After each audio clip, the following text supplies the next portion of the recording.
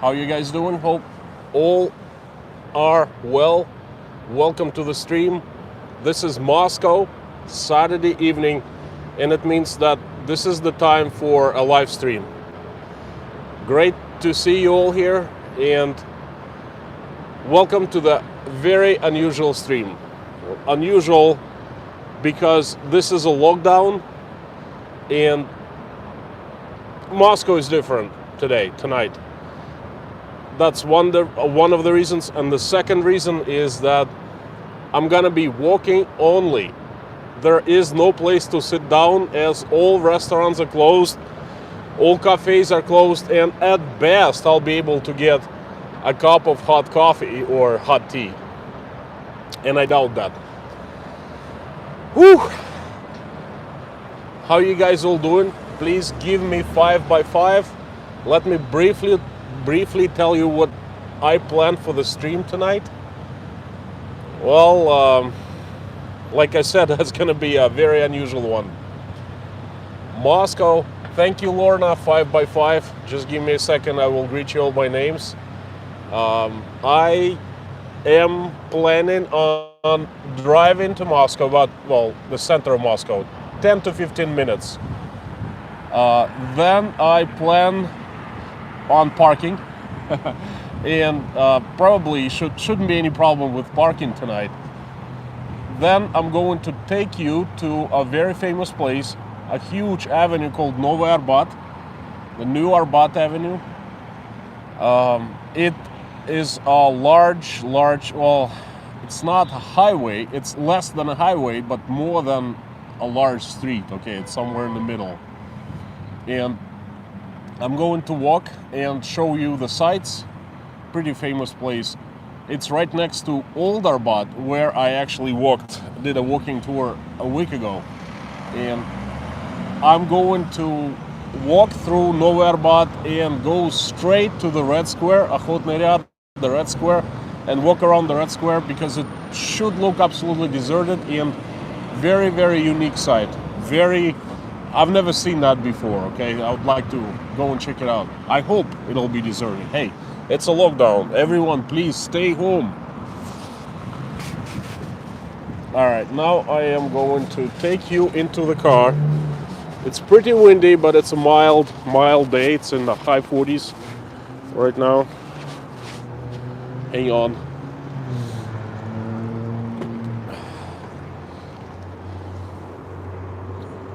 Taking you inside Russia. Inside my Russian car. Well, Japanese really, not Russian. Let me briefly read through the comments and see who is here. I suspect the usual suspects. Golden Griffin, Baron H, Frank in Texas, Lorna, Morning Light, Mommy,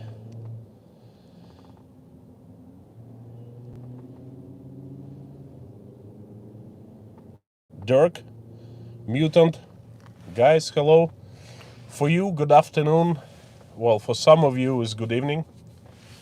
Good to see you here. Thanks for joining. And it's going to be a expert driving with one hand again. Hi, Kim. Thanks for joining. Welcome. How are things in Los Angeles?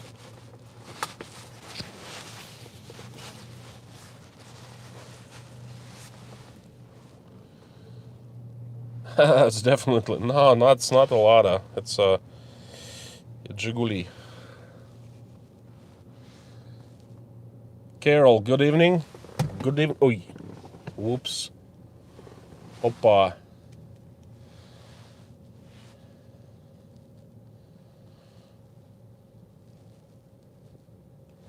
Hang on 1 second. It's not so convenient to be in the car. I'm gonna fix my sound. Sound is always pain in the butt, guys, you know.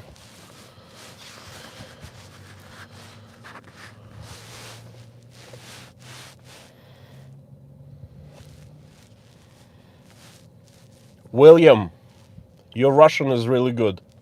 Probably better than my English.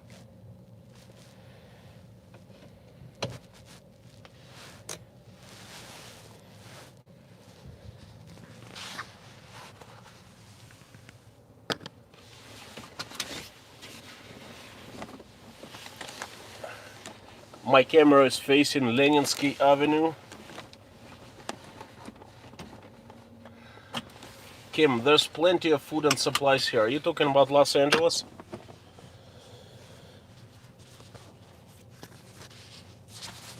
That's good to know.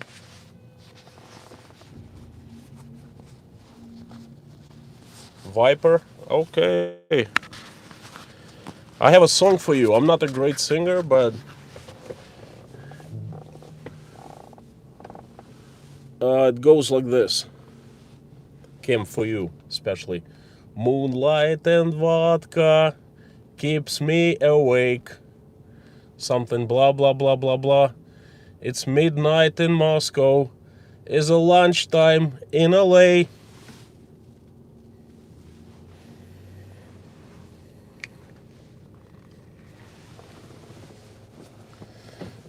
Okie dokie. Mommy, yeah.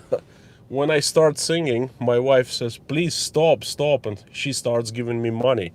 So I stop.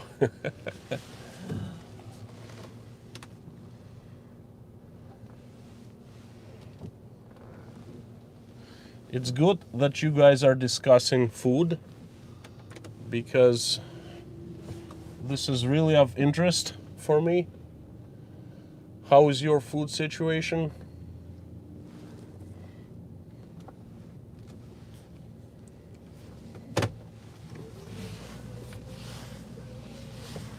There you go. This is a parking lot of a large shopping mall. It's located in Leninsky Avenue, Leninsky Prospect. Usually on Saturday evening, this place is packed. And right now, well, you've seen, this is actually quite unbelievable, seeing what I'm seeing right now. Very unusual, very surreal. And I just filmed inside this shopping mall. There was not one, well, there were like 3 or 4 people besides me, but almost seemed like not single person except for me. It was pretty insane. I'm driving right now. I won't be able to read the comments. So if you guys want to shoot to each other, please do. But I won't be able to read and respond, unfortunately. Perhaps when I hit the red lights. But as you can see, traffic is super light. Super light. And we're gonna be at nowhere but in no time whatsoever.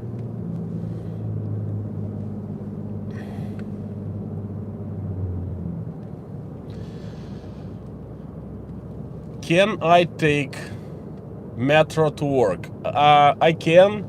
Not very convenient, but very healthy. And sometimes I do just for a change. Because, you know, if I wake up, you know, I do my morning things, etc. Then I go to downstairs to, you know, to the parking, jump into my car, drive to work. Then I come up to the office and sit all day long. It's not very healthy. I average 3,000 to 4,000 steps, which is way, way, way low. But if I take Metra to work, it's over 10,000 steps every day. So I try to take, look at this biker, he just went on the red light.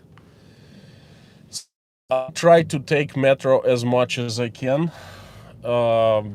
Basically I have to take bus about 7 minutes, 7-minute ride to a metro station, then metro, then another bus for another 10 minutes. But it's not a big deal. Buses run like every 5 minutes. So I don't ever wait more than like 2-3 minutes.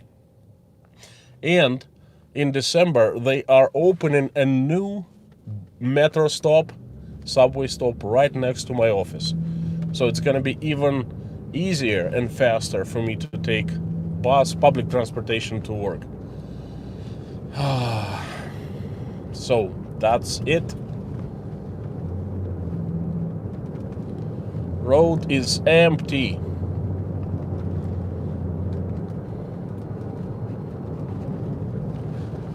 To the right, there's a huge construction project. This is the metro line. They're actually building a brand new metro line. Very well, I showed you during the last stream.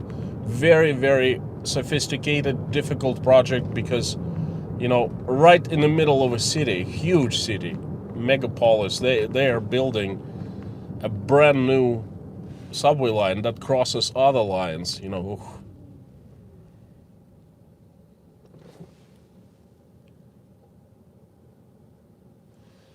Viper, dumb question, but does everyone else here watch Bold and Bankrupt? English guy that tours Russia. Well, Viper, that's not such a dumb question, because I actually do watch the Bold and the Bankrupt. I think he's a great guy. Well, I don't know if he's a great guy, but certainly a great blogger. And he does an excellent job blogging about Russia. Fantastic job. The guy is great. So I watch him. I'll tell you a secret, guys. I am in a community of Russian bloggers, English-speaking Russian bloggers.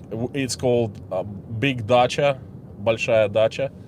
And we actually discuss the Bold and the Bankrupt quite a bit. And it's like a secret dream of all Russian bloggers to meet the guy and do a joint video. Because once they do that, for example, look at NFKRZ. His start to the stardom was when he met the Bold and the Bankrupt, and they did a video together. And then FKRZ just took off, okay? So all Russian small bloggers, small-time bloggers, actually would like to meet him and do a video with him. I'm sorry, I just let a secret out.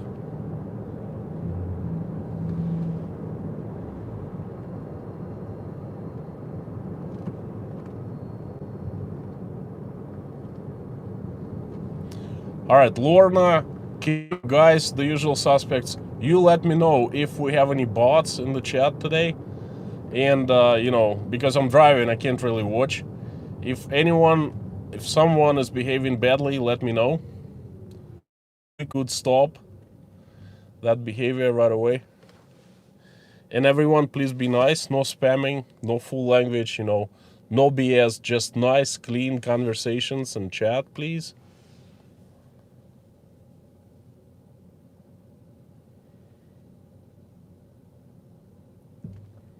Well patrol chats. Lorna, how about snake eyes?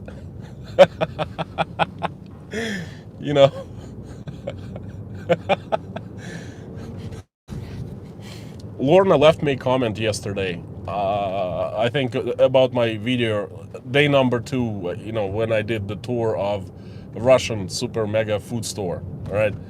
And she noticed a small detail, like I think she noticed Natasha in one of the scenes, and Natasha avoided. She dodged the camera a couple times, and Lorna noticed that. And I wanted to make her a compliment, and I said, Lorna, you're snake eyes. But what I really meant was the eagle eyes. So I mixed up, snake eyes.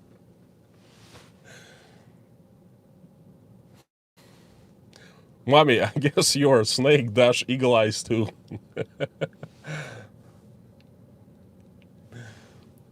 While I am waiting on the red light, guys, I laughed so hard a few times. Every time I recall this situation with the moonlight and like look up in the sky and see the moon, yes, I can't help but laugh. Couple streams, I think the last stream and the stream before, for the ones who just joined and you guys didn't watch, if you didn't watch the streams.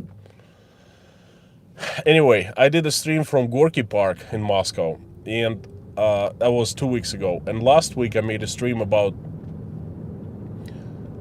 I made a walking tour of Arbat Street, which is one of the Moscow legendary sites, legendary streets. And it was at night, about this time, and we had full moon, or close to full moon. And I was walking, and I looked up at the sky, and I said, guys, you know what? Look out of the windows. Whatever you're doing right now, stop and just look at the skies. And look at the moon. Find the moon and look at it. And it's the same moon we all are looking at right now. So it's absolutely same for all of us. Despite of the differences that we have, different countries, cultures, skin color and religion and everything. The moon is the same for all of us. And I did that 2 weeks ago, and I did that last week. And then someone wrote me, said, except for it's afternoon right now in the States.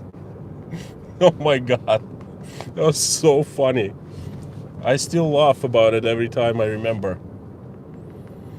So look up in the sky and locate the moon and look at the moon right now.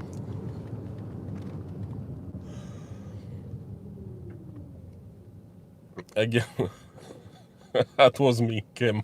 A good one. And I'm just standing there looking up in the sky and I'm talking about the moon. And all of a sudden I realize it's like,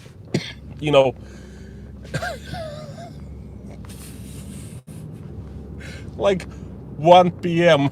in Los Angeles, 4 p.m. in other parts of the States.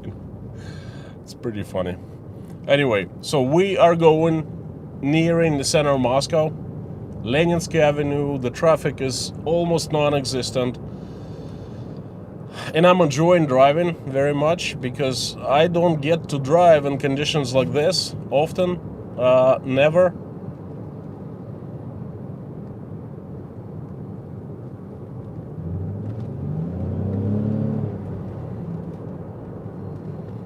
When we keep hitting green lights, we call it the green wave.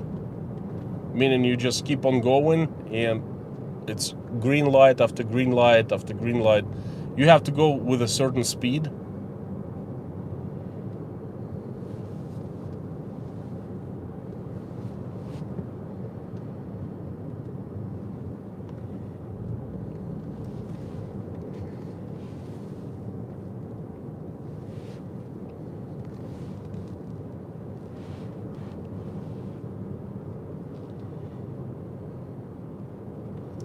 Hit the gas. Okie dokie.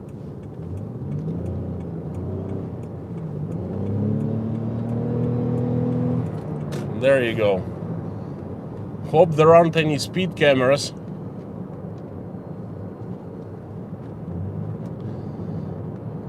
Guys, this car is crazy. Okay, this is a hybrid.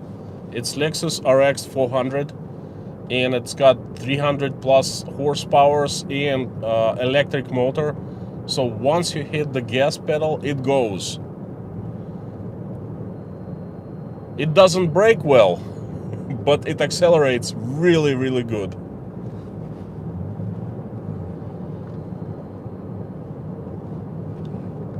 Gonna make it.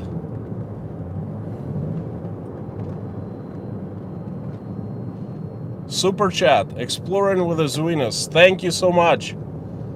Very appreciated, guys. Thank you. And by the way, it's always great to have you on the stream.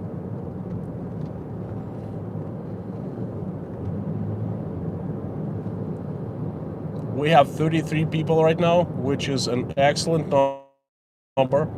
Thank you so much. For the ones who just recently joined, we are in the very center of Moscow, Gagarin Square. You see the monument to Yuri Gagarin, the first man in space right there. Leninsky Prospect, Leninsky Avenue. Fantastic place, especially on a Saturday evening, especially at the lockdown when there are very few cars here. Fantastic place.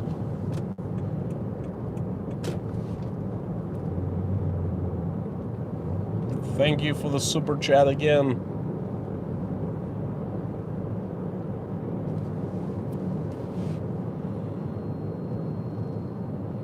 Gorky Park starts to the left. If you walk about half mile to the left towards the city river, then you will hit the Gorky Park. That's the very beginning of it, And we're gonna drive towards the Garden Ring, merge onto the Garden Ring. We're gonna take left couple miles up front and short drive, 5 minutes perhaps. I'm gonna be looking for a parking spot. Again, welcome everyone. Thanks for being here. Another Saturday, and believe it or not, but I look forward to Saturdays because I love doing the live streams. I love walking, doing the walking tours. I love walking around. Gives me, I don't know, gives me pleasure. Kind of relaxes me, and most importantly, it takes my mind off usual things. I can't say that it's like the best time in my life right now. Well, not the best, the happiest time of my life. Let's book it a little bit. Woohoo! Speed cameras.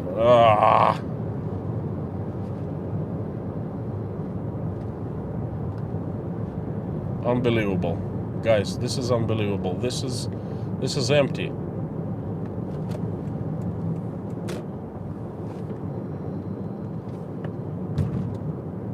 This is unbelievable.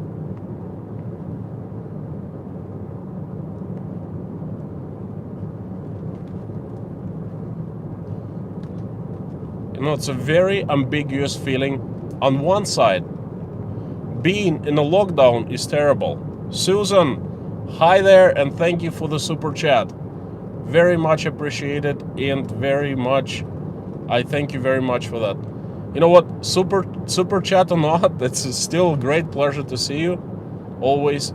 Anyway, this is a very ambiguous feeling right now, because on one side, it's terrible to be in a lockdown because the CV numbers are surging, and every day we keep another record high. But on the other hand, on the other side, this is a very unique, I mean, look at this. I've never seen this place empty. Only once in March of 2020, in the very end of March, when I just took a drive around this part of Moscow, and I saw the empty street, and I'm like, oh, it's time to go to Rostov, and I fled Rostov. Okay, that was the only time I saw this place like this. So it's very unique, I should say, and I am enjoying in some ways. Okay, no people, no cars. The only problem is the restaurants are closed. There was a real good Japanese restaurant right there. You see this construction. They couldn't survive COVID. Okay, they closed because of everyone was forced to close for 2 months last year, 2020, in March, and it's a great Japanese place. And this is, by the way, this is the garden ring right underneath us. And this, we're taking a left turn, and then that's where we're going right now. See, taking the left turn, boom, and merging onto the garden ring. To the left of us, this Gorky Park. I know, I've driven here twice already. 2 weeks ago and a week ago, so you guys must recognize this place.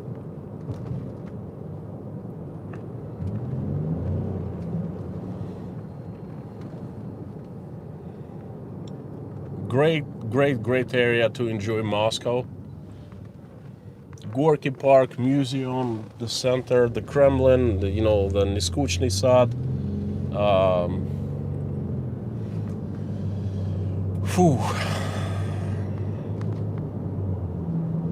The Kremlin is to the right.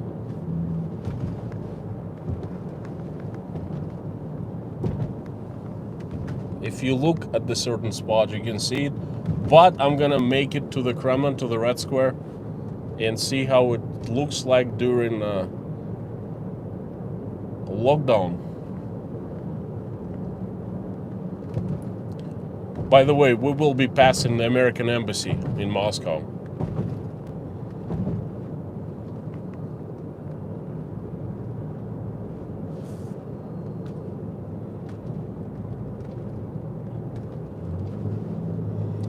I made so many videos, and I edited them, and I don't even know when to upload them, because every day I vouch to upload every day the updates on the lockdown, so it must be 2 videos per day on some days. North Shore Preparedness. Sean, I have a special message for you. Welcome, great to see you. There was a mix-up of continental proportion last week. I was going to join the bunch and, say happy birthday to you. But somehow I misunderstood, and I woke up at 4 a.m. and I logged into, this Zoom stream, and I was like alone. I didn't see anyone. And I emailed, the person and she said, "Oh no, I'm sorry. We did it like 24 hours ago. We mixed up." So Sean, happy birthday. Hope you got the message I left you in one of the comments. Okay, this is the Russian Ministry of Foreign Affairs. We're here again. We were here last week. The Gotham City. Now we are merging, we're taking a right. And I think we've done there too.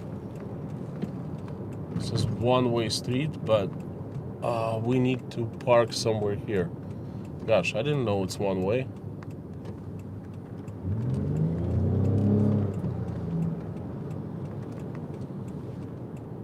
This is it. This is what we need. This little tiny side street. And there's a parking spot right here. I'm not sure what these lines mean. Okay. Says, guys, this is the parking situation in Moscow. Usually you cannot park here. You positively cannot park here, but today you can.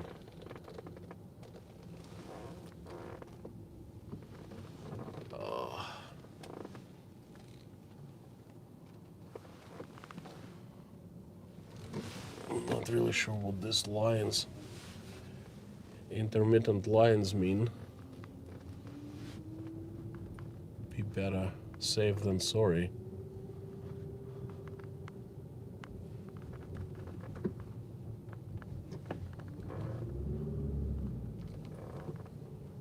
There you go. Again, you can positively you can't park here at regular time, non-lockdown time. Susan M., congratulations on your subscribers numbers. Keep on rising. Thank you so much. Over 4,000 people. I will have a little celebration when I hit 5,000, which I predict will be around 1st of December. It's pretty cool. Thank you so much, Susan. Okay. No, you gotta understand, I'm trying to park, driving backwards, and speaking to you and filming at the same time. That's great. Okay, hang on.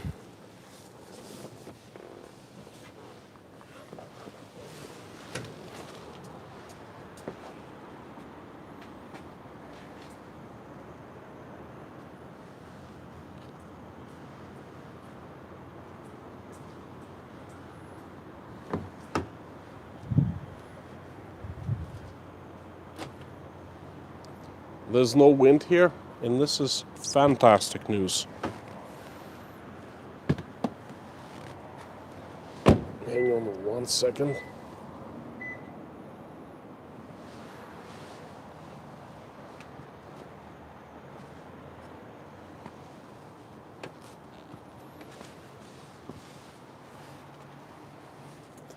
I'm locking up my car, shutting off the engine.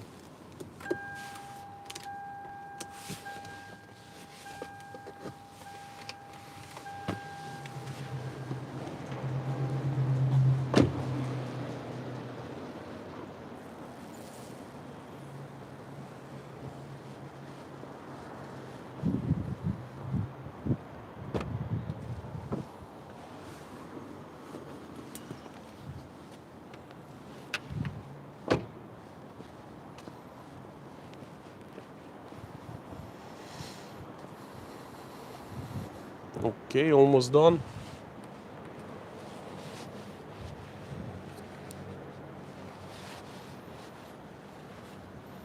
I'm taking a face mask with me, just in case. I'm gonna stop by somewhere. In case like perhaps a cafe is open for takeout, for coffee or tea takeout. All right, almost there.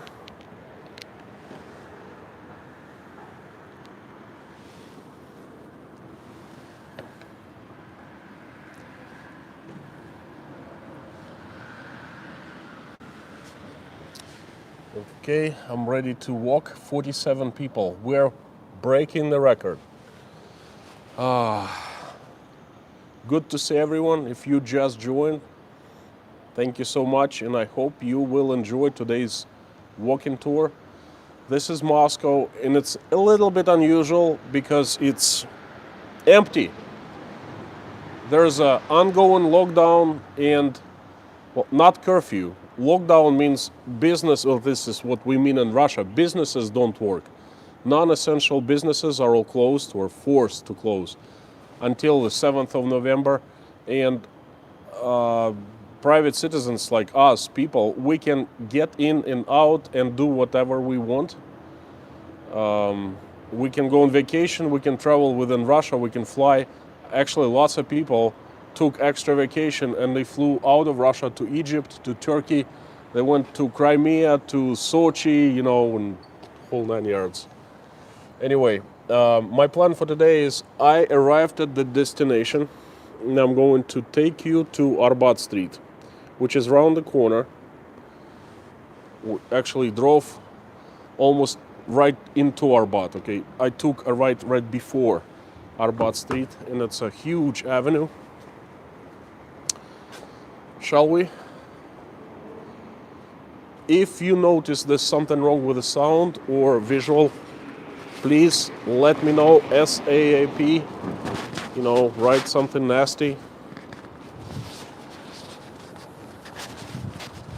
But I think so far so good. Also, if wind picks up and you guys,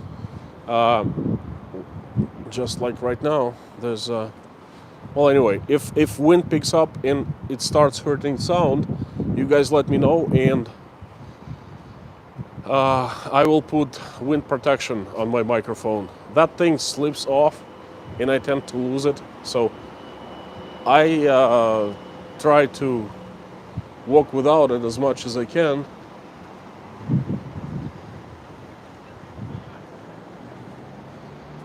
Very expensive cars. I think they belong to the hotel. It's called Lotte Plaza. It's a hugely expensive hotel. I'm gonna walk by it. It's owned and built by South Korean company. It's actually the back of this building right here. 53 in chat. Unbelievable. Welcome. Thank you guys. Let's break the record. Let's do 60 or 70 or 80.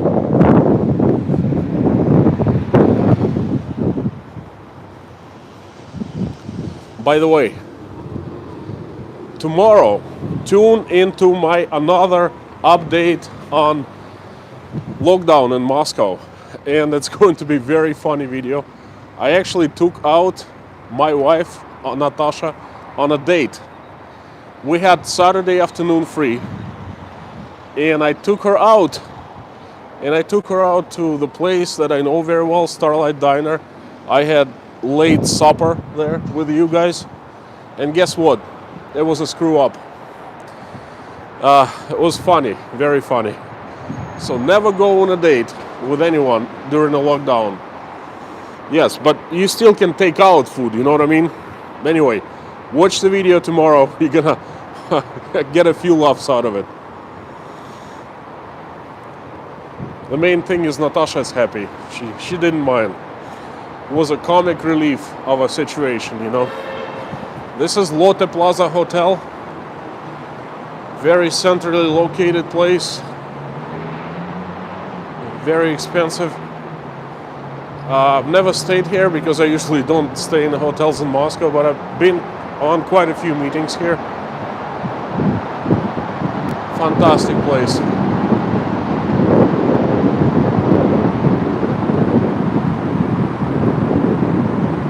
Natasha is sweet. Thank you, Natasha.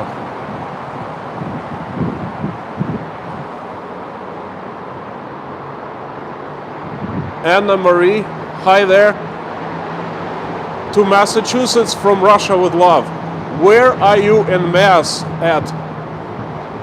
I am very familiar with Massachusetts. I have tons of friends from there. From Andover, from Winchester.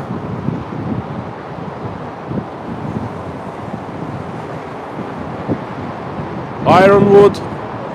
Suzanne Gitz. Hi guys. I was driving, I couldn't read the comments that much, and I still have hard time reading the comments as I walk and try to film around, see where I'm walking. So if you want me to notice the comments, please put them in caps. It'd be much easier for me.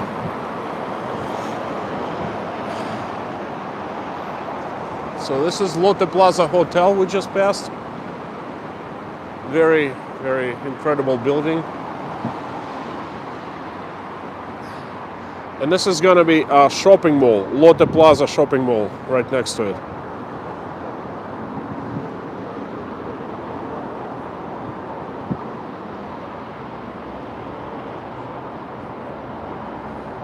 Patricia Bonifant, hi there. Konstantin, are you going to see Northern Lights from CME inbound?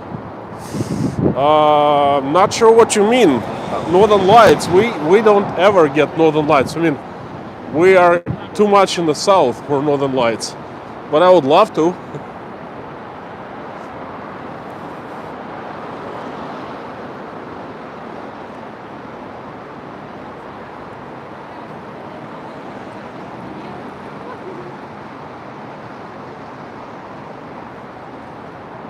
"35 miles south of Boston." Well, that sounds familiar. The area I don't know that much. I know places on north of Boston, like around Andover. Massachusetts is a great state. Great schools. I mean, great state in general. I used to take rides. I used to take train rides to Boston to hang out with my friends, to Faneuil Hall, you know, the center of Boston, the downtown.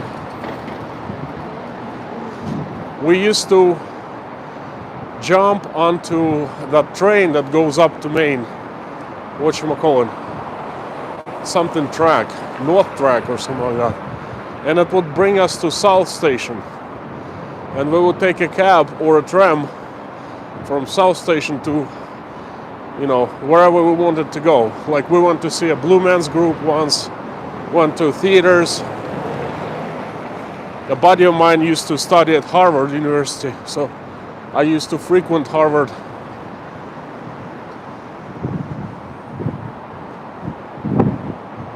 Amtrak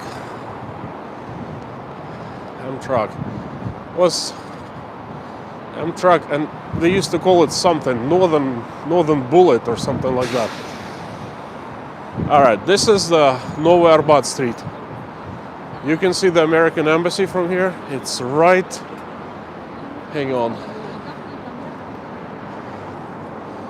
It's right there. That building, huge one. Huge American flag on top. That's the embassy.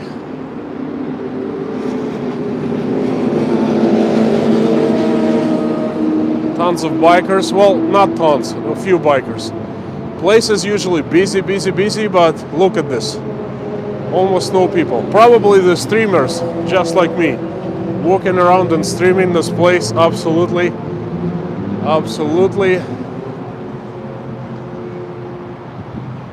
Yes, Kim, this place is certainly big enough for all of us to walk. Place is beautiful.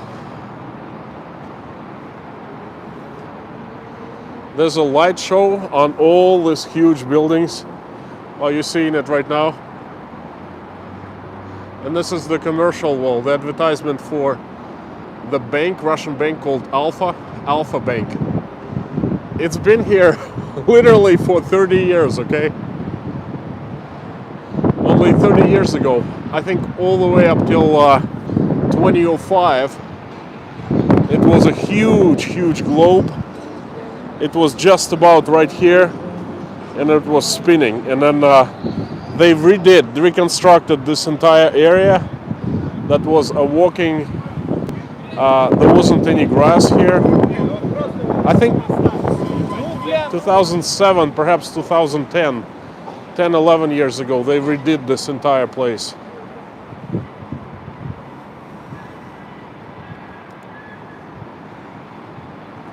Arbat Hall. This is a restaurant. You guys, it's closed. It's the best. So you understand. It used to be casinos and nightclubs.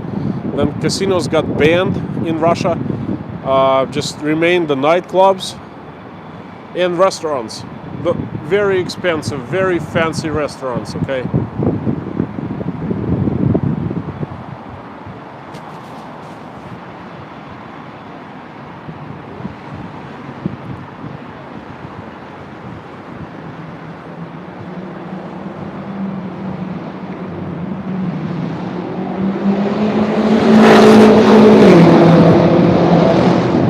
Street racers.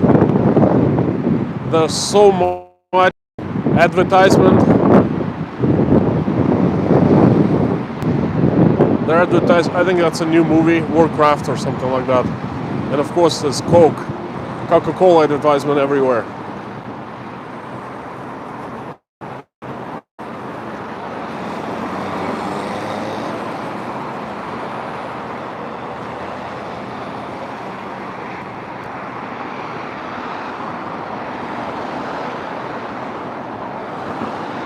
Bus stop.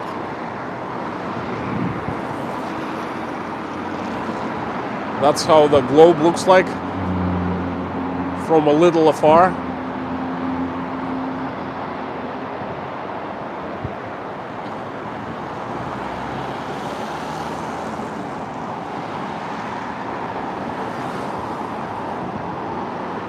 Steve, last time I was there, it was all casinos, Russian restaurants, clubs, and I think TGI Friday. Well, casinos have been banned in Russia since 2006, perhaps 2007. So it's been quite some time since you visited Russia last time. But this is the focal point of nightlife, one of the focal points. Very expensive real estate. I would say prime real estate of the city.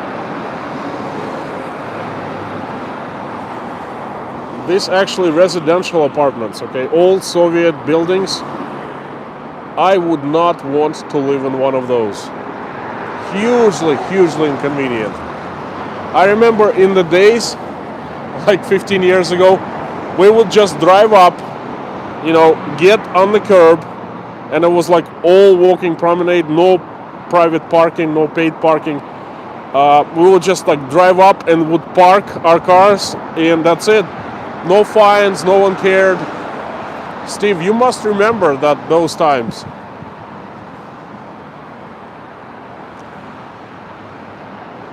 Simple wine. Rare wines and liquor store.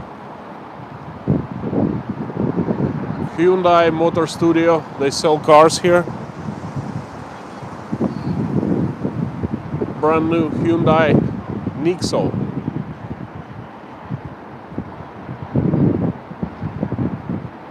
Matt Yinger. Oh, I'm sure you remember this place. You worked right next door. You probably went out to a lunch here every single day. And then, after your work day was over, you'd probably go out here to have fun at night. But the place looks a bit different, doesn't it?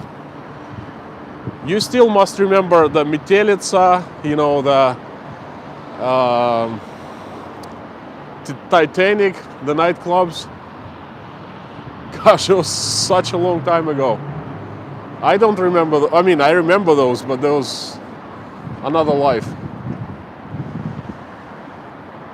There's a dance club called the Penthouse.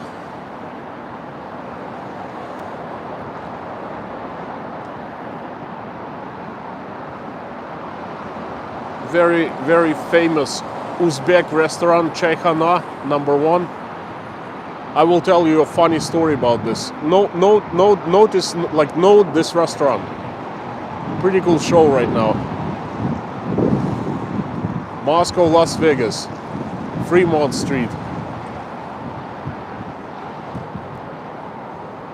Okay guys, I want you to look at this place and take a notice, okay? Because later on I will tell you a story about this place.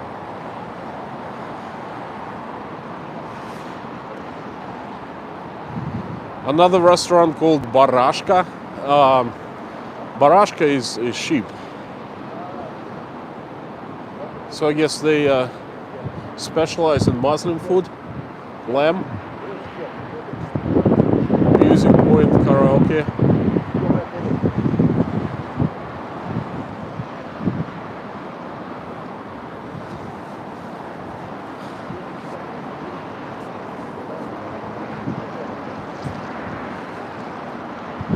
The casinos are illegal in Russia, but you can legally make bets. Figure that. There's a sport bar.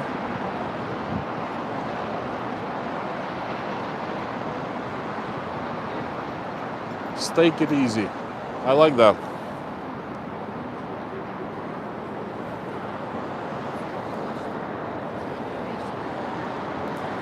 It's a pretty scary looking dog. All right, stand-up club, 2 rooms.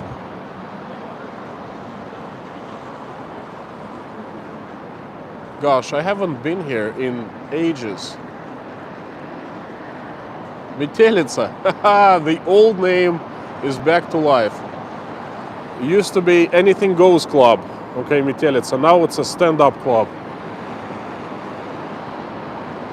Let me give you a look what's around.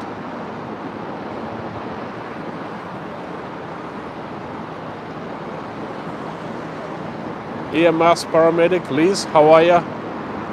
It's good to see you. This is a very, very famous movie theater. It used to be the central movie theater for Soviet Union. They had big premieres and international movie festivals here. It's called October. Well, it is October now, and we're right next to October movie theater. Susan M. Religious beliefs.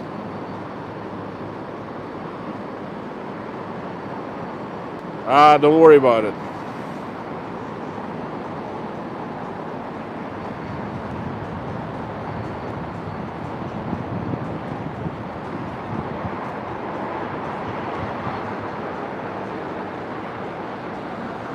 Matt, you missed it by a couple minutes. I just pointed at the embassy.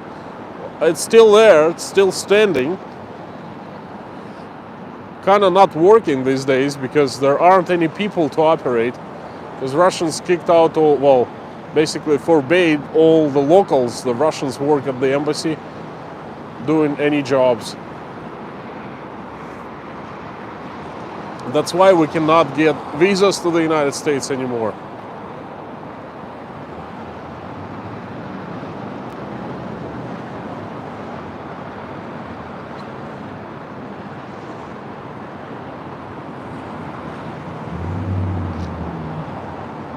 By the way, I'm walking towards the Kremlin. It's quite a walk, probably 20 minutes, and I'm taking my time, but we're slowly getting there.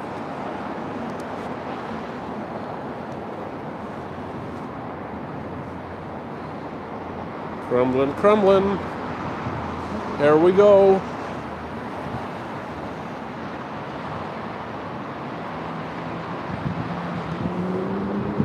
Guys, I see the tons of comments, but I'm sorry, I can barely read them because I'm walking and looking around and filming.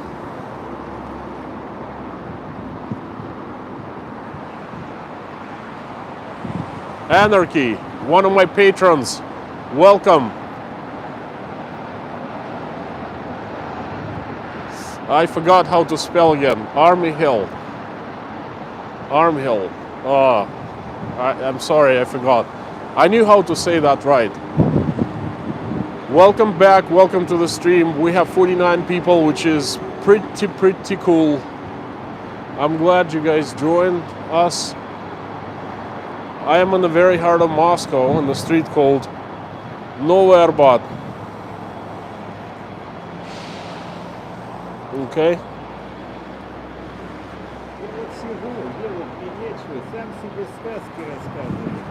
Да ладно. Бляха, а я...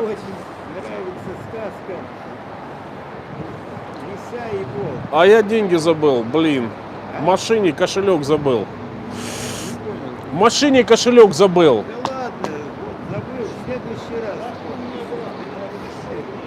I forgot my wallet in the car. Shoot. Нет, правда, а что, я вот сижу, это мне так она сказка нравится. Волк и лиса. Не помнишь? Не Как помню. волк ловил рыбу, проруби после пустил. Помню, да. Что про волчий хвост там, да? Удачи.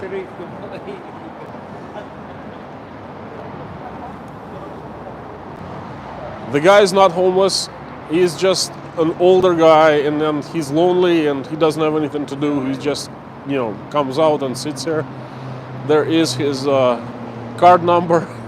You can actually give him some money. How do I say that? Cashless transfer, bank transfer. It's easy. Like I said in one of my videos, it's really easy. Just a few clicks, bum, bum, bum, and money's gone, transferred into his account, and it's free for you, free for the banks. I think. By the way, Moscow is enjoying an incredible weather for late October. It's very dry, as you see. It's in the high 40s, low 50s. Fantastic fall. Fantastic fall we're having. Matt says one of my favorite things was eating ice cream outdoors in the winter. And they probably would pass by and say, "Oh, these Russians." It's funny because the ice cream feels warm in comparison to the temp outside. Beach Bum Bob, welcome. I haven't seen you in quite a while. This is my son's Michael most favorite store, Marmalade.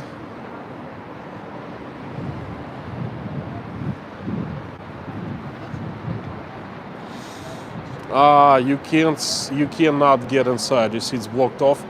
But if you want something, they will gladly give it to you.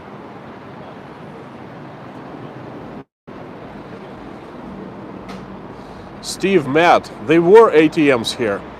I was stuck in 1998. I had money in my account in the United States, and I had cards, plastic cards, and I didn't get any cash before flying to Moscow because I figured I'm smart, I don't need to bring cash with me. I can withdraw at any Moscow ATM. So I get here in 1998, late August, and of course it's the crisis, and all ATMs, all banks are closed. All ATMs are closed, and I need money, and I can't get them. And I just literally was walking from bank to bank in this Novy Arbat. There were like tons of banks. I think there was a bank right there, like 5 or 6 banks, and ATMs everywhere. But they didn't work. I ended up just calling a friend of mine and borrowing cash from him. I needed $500. Gosh, it was like a day from hell for me. I literally was walking this street back and forth looking for a place that could give me, cash.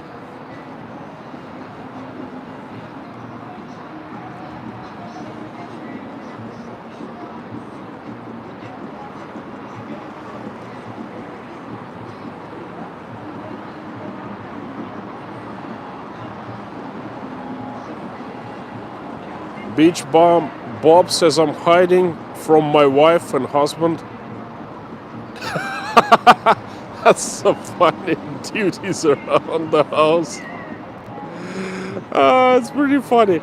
Anyway, Matt, actually the only place where my card worked was there was a duty-free, the very first duty-free shop at Sheremetyevo Airport called Taj Mahal. You must remember that. Tiny place, Not very clean, but the only place, the only duty free there, Taj Mahal. And at Taj Mahal, the card miraculously worked. I remember before flying out, I bought a box of Cuban cigars. I didn't know they were totally legal in the United States. Oh, another story.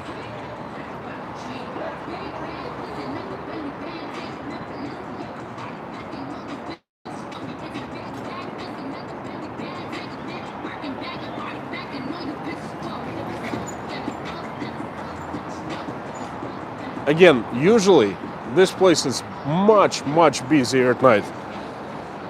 This is a focal point of nightlife, one of the centers of nightlife. And right now it's like everyone is sleeping. Well, where is everyone?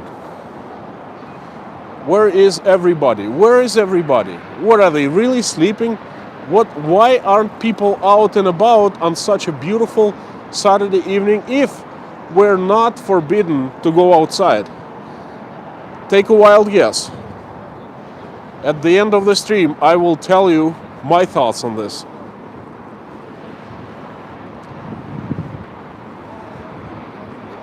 Pizza and burgers, Sultan. Sort of a street food. You see the stores are open, the food stores are open. Let's get inside.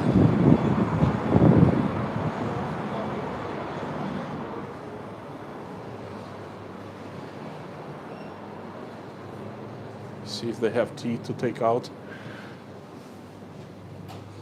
60 people, insane. Извините, а у вас чай есть? Обычный. Ну вот. Нет, такой горячий что-то. В шаурме есть? Фантастика.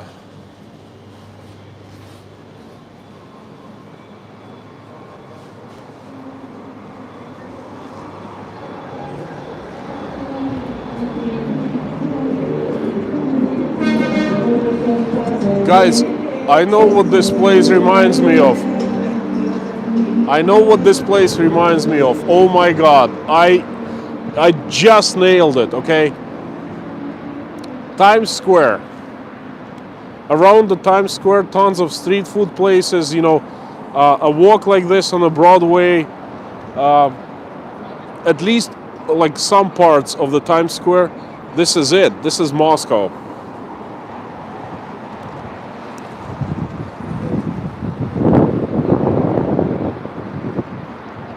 Tons of lights, tons of commotion.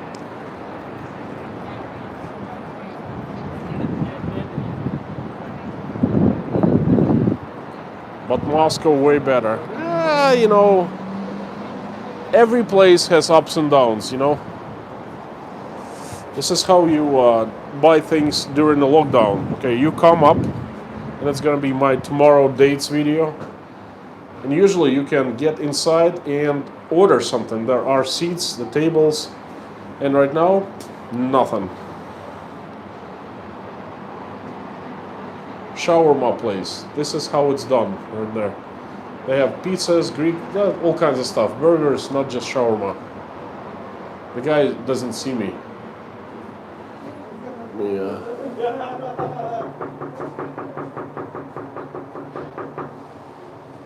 And they probably don't hear me.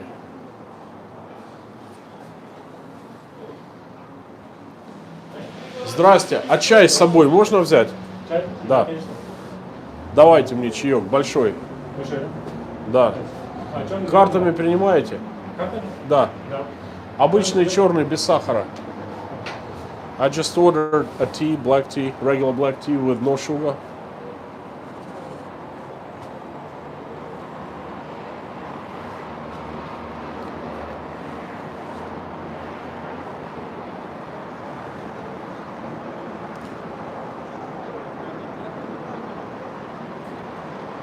Victoria, totally, Times Square.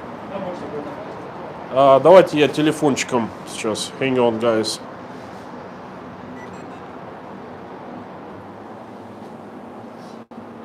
Вы блогер, вы тоже. Что? Блогер. какой номер.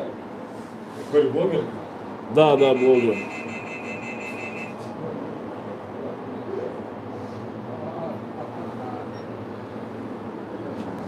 Блогер. There you go. Ой, Сейчас уже будет. нет проблем. Можно заказать, да? Да, конечно. Будьте добры, лоханги, чизбургер микс. Ой. Это мой? А можно еще один стаканчик, чтобы не жарко было? Хорошо. Еще один стаканчик? That's my tea, by the way. Guys, thanks for the super chats. 700 rubles. That's more than enough to cover the tea. It's probably a couple hundred rubles. The tea is $3. Ставьте туда прямо. И сюда чай, если можно. Открывай, дружище, и кидай.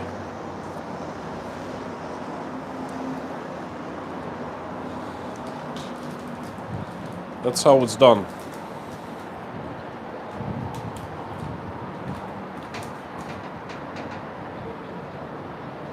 Сахар. Нет, не надо, не сахар, просто закрыть и все.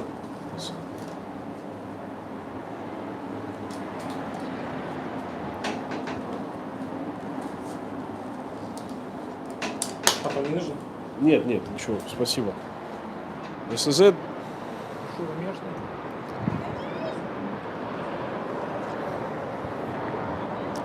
Now I'm gonna stand by the fire and warm up a little bit. Oh, it's so warm. Nice.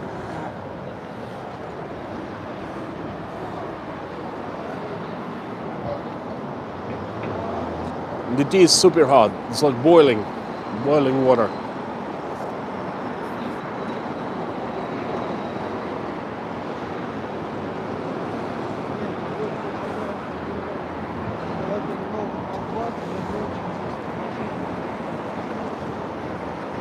When I was single years and years ago. By the way, I told you a story about the strip club and my friend who came from the States and how I was teaching one of the girls the stock market and giving her, information on which stocks to buy and stuff like that. The strip club was, I think it was right behind this building, right there. Okay, in the building next door, behind it. I think somewhere here there's a go-through passage. You can go through and go downstairs. Oh no, I'm sorry. That's another club. That was the club called Dolls, the Dolls. And here there's a spearmint rhino. And we have some kind of two ghosts coming up. What the heck? Вы кто такие? Привидения. Only in Moscow. Unbelievable. The real ghosts. Well, you know what? It's already been a good stream because we've seen the ghosts.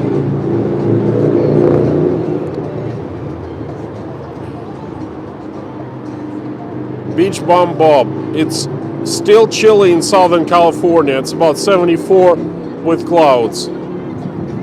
Well, you know what, Bob? It's really good for you. You know, it's really chilly. I feel bad for you. You know, 74 is way too bad.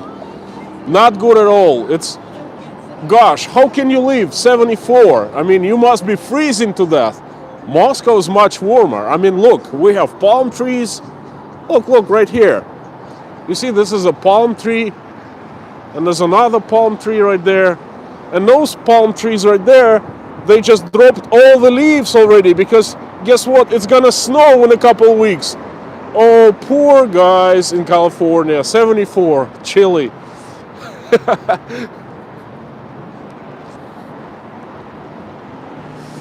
Welcome to ever tropical, ever sunny and ever warm Moscow. And in a couple of weeks, I hope to give you the snow Moscow. Snowy Moscow.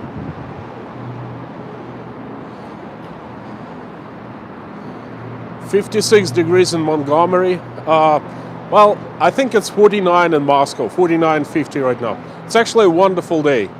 I can't complain. It's not too cold. Well, it's not 74 degrees either, you know.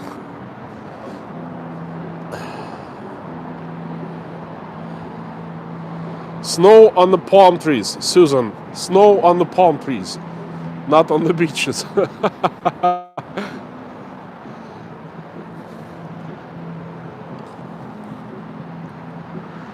Starbucks.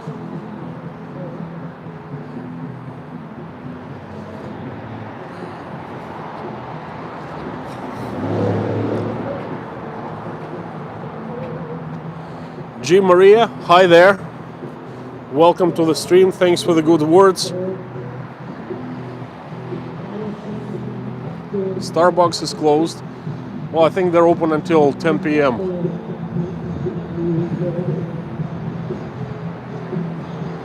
No, not 10 p.m. 11 p.m. But they're closed. It looks like they're closed permanently. Very strange.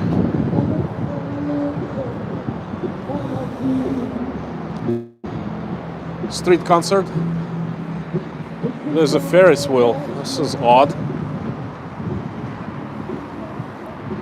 Matt, when is your next vacation, Constantine? I'm gonna take a short vacation for the New Year's holidays. We have holidays for like the first 2 weeks of January are holidays, and I think I'm gonna take 1 week before New Year's. That's pretty common in Russia.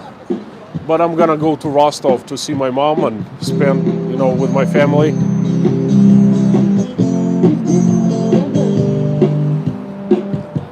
Free concert.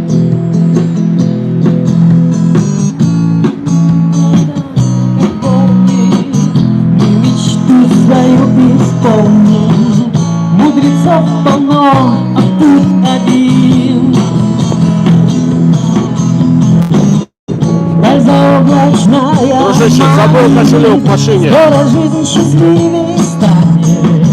Расставаться с нею нет причин. Эй, красотка! Хорошая погодка! Была бы лодка, уплыл бы с тобой. I'm singing along. Эй, красотка! Хорошая погодка! Мне не нужна водка, мне нужна любовь. Счастье проплывает мимо, словно дни неуловимо. Мы о грустном лучше Помолчим.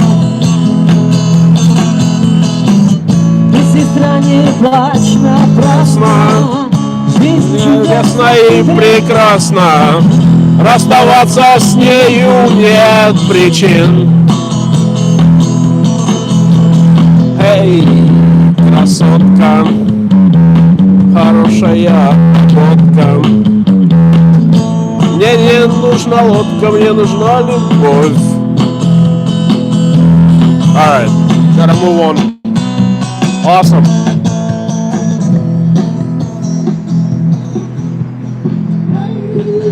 Красотка, хорошая погодка. One of my favorite songs, by the way.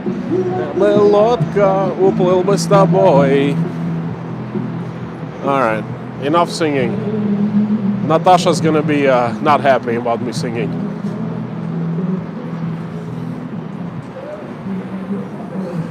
Okay, Andy, great question. Hi, Andy, and hi, everyone who just joined or recently joined. I am streaming from very central Moscow, from a place called Novy Arbat, the new Arbat, not far from the American Embassy. A huge avenue, a focal point of nightlife in the past. Now it's more or less empty, as you can see. Not too many people because Moscow and Russia is in lockdown, nationwide lockdown for 10 days. We are, well, I don't know. I don't really know how to call it because we are free to move around Russia, to go out, like leave Russia, come back to Russia. It's just non-essential businesses are closed. That's it. Food stores, pharmacies, essential businesses and services are open. Constantine, how's Mama feeling? Lorna, thank you. Great question. Getting better every day. She started walking. She takes walks. She takes Swedish sticks and like, I don't know how you call it, Swedish walking. And then she walks more and more. Still not 100%, but you know, her life is not in danger anymore, and he's recovering. She's recovering.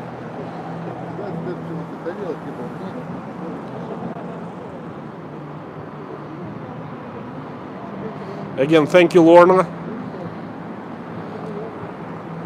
Sean, North Shore preparedness. Listen, I missed by a few days, but like I said, I joined the stream. I was like 24 hours late because we mixed up the date. I thought it would be the next day, you know, the celebration of your birthday, and it was a day before. So 4 in the morning, I'm sitting there and waiting. I'm like, where's everyone? Where's Sean? Why there's no stream, you know? That was pretty funny. Happy birthday, friend.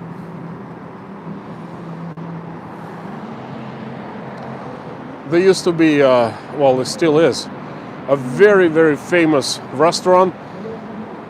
It was established in the Soviet time, in the Soviet Union. It's called Zhiguli.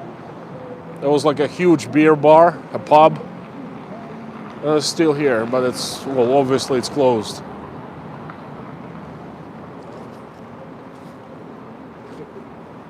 Pretty cool entrance right there. It's like Soviet style beer restaurant. In Germany they call it beer hall.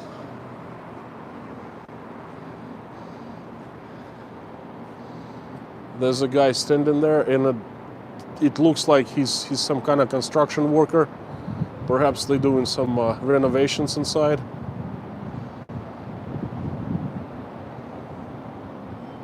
That's part of a high voltage transformer.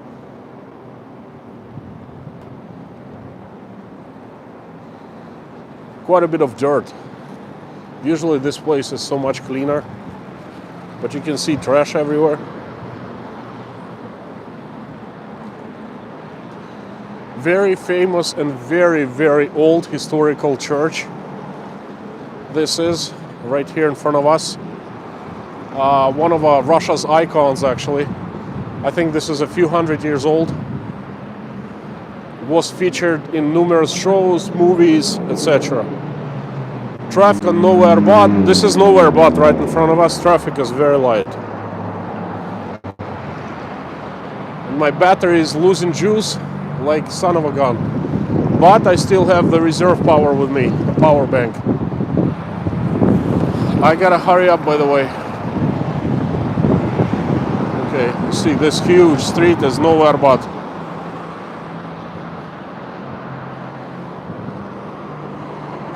Joe Snake, thank you so much for willing to visit Moscow, the historic city. Thank you.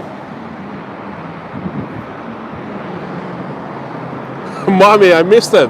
Oh my God, this is incredible, guys. Yeah, I feel bad, but also at the same time it's pretty funny.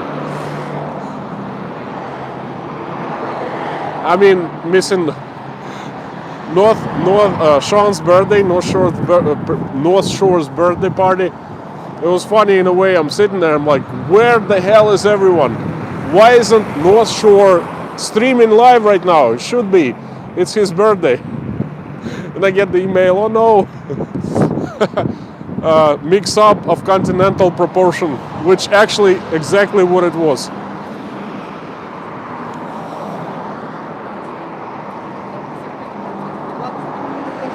Mommy, where is that? I went on North Shore's channel, I couldn't find it. Like right after, the same day, a few hours later. If you don't mind, just email me the link.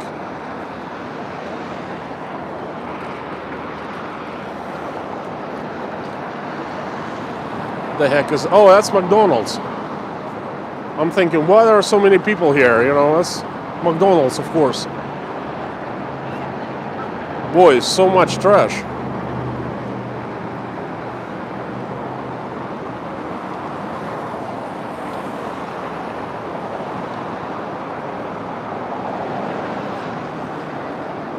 Irish pub. That's a pretty cool looking Irish pub. Abbey Players. Right there. Irish pub, Abbey Players. But of course it's closed.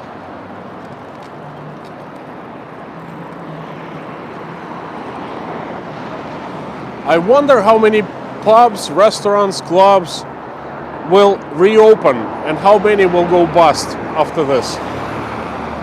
Okay, we are at Norway Arbat 3. This is the very beginning of the new Arbat.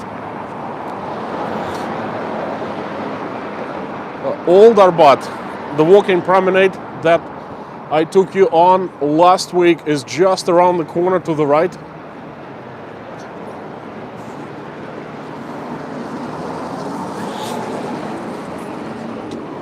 By the way, guys, I'm still enjoying the drink, tea. I don't dare drink coffee that late in the morning, at night. Gosh, it's difficult to drive around and then walk around and keep on talking and trying to concentrate and look, trying to look up the comments, things like that. So, cut me some slack. Anyway, I'm still enjoying the hot tea.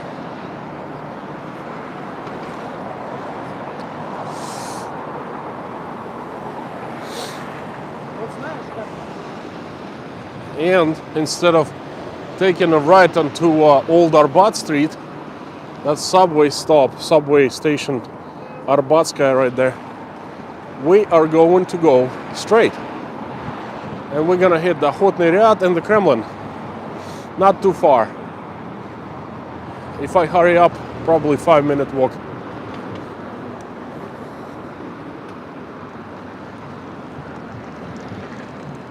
This is where I parked last stream a week ago, further down this way. Hey, there's a super chat.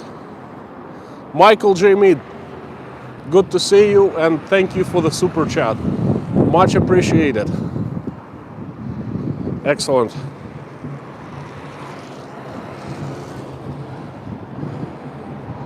Lorna, thanks for thanking too. And we have a concert right here. Michael J. Mead just paid for everyone's admission to the concert. My gosh. Thank you, Michael. Everyone's gonna join courtesy of you.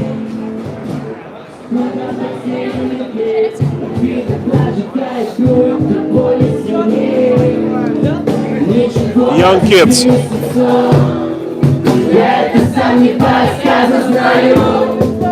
Скоро твой любимый Матрион в твоих глазах станет обычной тварью. I don't know who is singing. Тебя в тачку силой, я отвезу тебя в пацанам. Банька, рыбка и пиво, прости, что я тебя сдохнуть не дам. Так много в мире девушек красивых, А кто это такие? Да. Просто пацанчики. Вадим и Рома.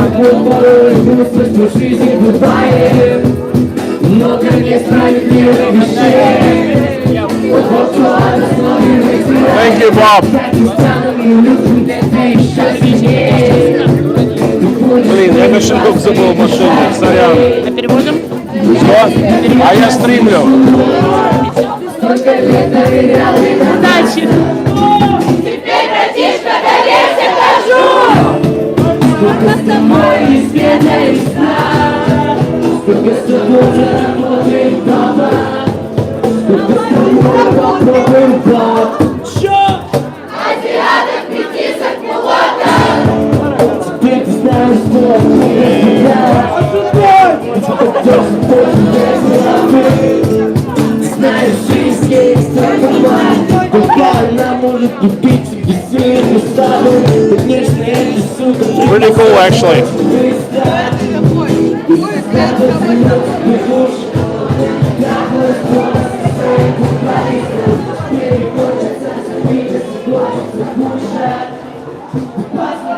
Guys, you know what?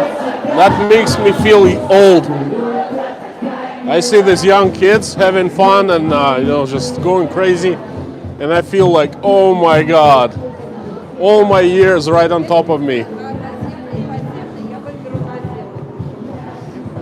Not too long ago was just like them. Where all of that have gone?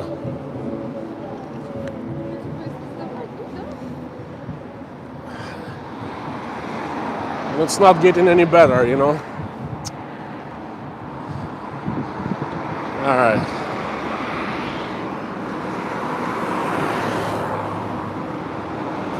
You can see Kremlin from here. Yes, we are in a COVID lockdown. Queen Anastasia, you're absolutely right. Drops, I know. Well, I've been a parent quite a long time, but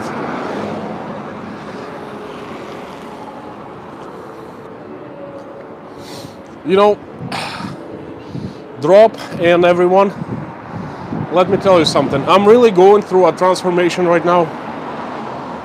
I never felt like I was adult until recently, Like since I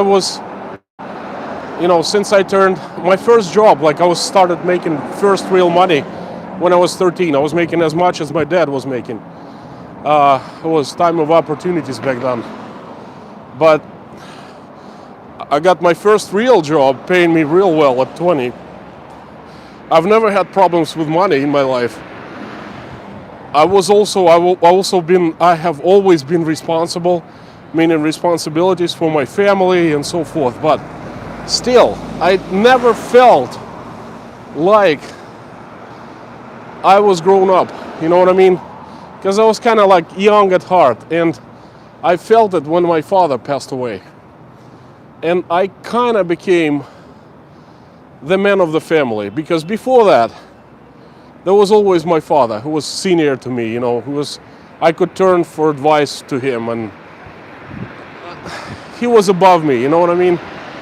And once he passed away, I felt like there's a huge weight, just boom, was put on my shoulders, because I'm not only responsible for my own family. I have been responsible always for my family, for my kids, for my wife, but for my mom and for like all of us now, I am the biggest man in the family, you know what I mean? And that really has changed me, and that keeps on changing me. Lorna, and now my uncle was, yes, and uncle is gone, but he was never like the boss of the family, you know what I mean? He was the nicest guy in the family. And yeah, you're right, and he died in my own hands. It was a surreal experience, but there was no one there except for me to go and, try to save him, call the ambulances and, try to arrange things, and then to arrange his funeral. That's all me. And that's just like a minor example, but I don't feel like I'm a kid anymore. I feel like I have finally grown up.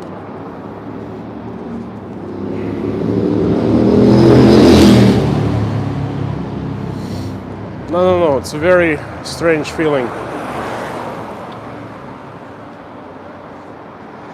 It's neither good nor bad. It's just, it's there, you know what I mean?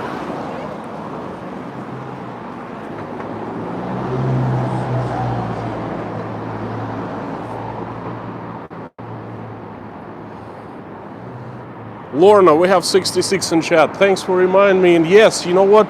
That'd be fantastic to reach 70. Oh my gosh. Never happened. That never happened before. And right further down, you can see the Kremlin. We're almost there. And let me tell you, it's quite a quiet night. Traffic is light. There are still cars, but hey, this is a 25 billion people city, and this is the very heart of it, and it's usually always backed up. Saturday night, People still go, and the office workers, the ones who come to the center to work, they're gone. But the ones who come to Moscow to entertain, the center of Moscow, to the restaurants, to the nightclubs, to the strip bars, to theaters, and so forth. These people just flood the center of the city, and there are so many expensive cars usually here, but not tonight.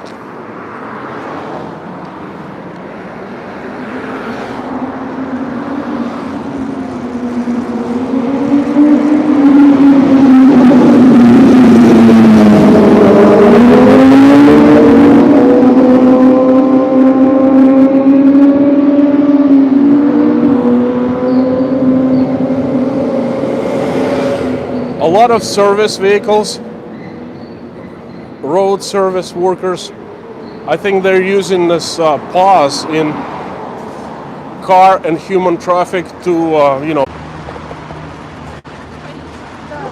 Okay. There was 60 something, 66, and then dropped down to 38 as soon as I got on offline. Something up with the signal. I'm sorry, guys. Welcome back to the stream. Ой-ой-ой. Спасибо, дружище. А то я сейчас ляпнулся. Спасибо. This is the Leninsky library. They have the biggest, most famous library of Russia.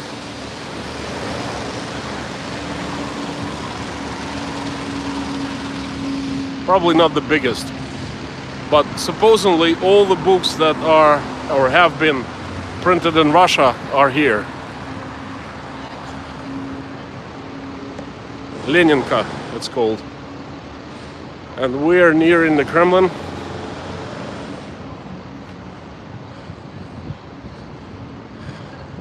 So good to be away from the noise. We are on the street called Vozdvizhenka, a very famous place also. Every time I drive to the Kremlin, I drive on Makhovaya Street, right there.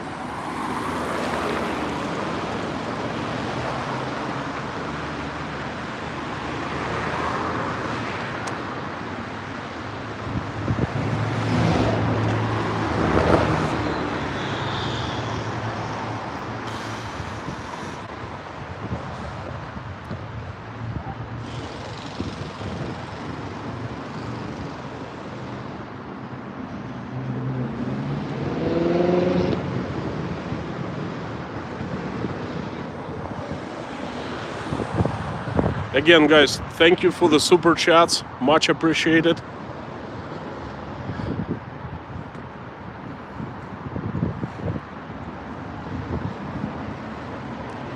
Oi. How do I cross the street? I gotta jaywalk. This is bad. Because cars just fly here. But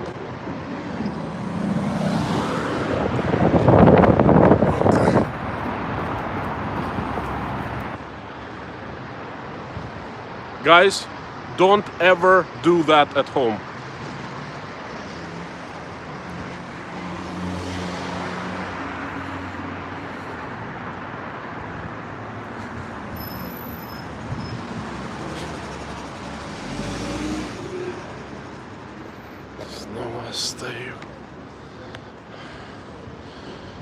And we are nearing the Kremlin.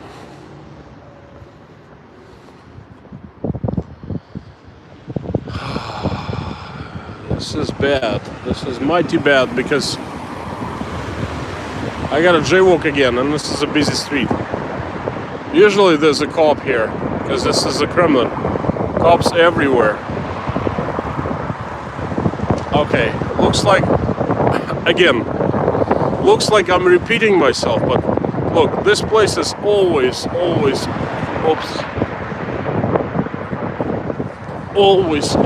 busy with cars, and the cars usually fly here. Not today. And the cop is looking at me, and he is not happy. I just jaywalked And I am not wearing a mask. See, not happy. Well, too bad. The Kremlin is right in front of us, and we're gonna go around to see the Red Square. But I can tell you right now that there's no one. Absolutely no one. To get inside of the Kremlin on any tour, you go through this gate right here and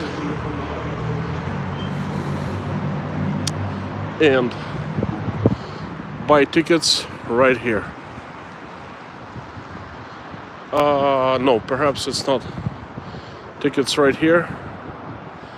And this is the checkpoint. They search you because they don't want anything bad happen inside of the Kremlin. Alexandrovsky Garden is, well, this is right in front of us. It looks open but deserted. Oy, oy, oy, oy, oy. Again, guys, I have not seen anything like this before. This is a revelation for me. Insane. Insane, insane, insane.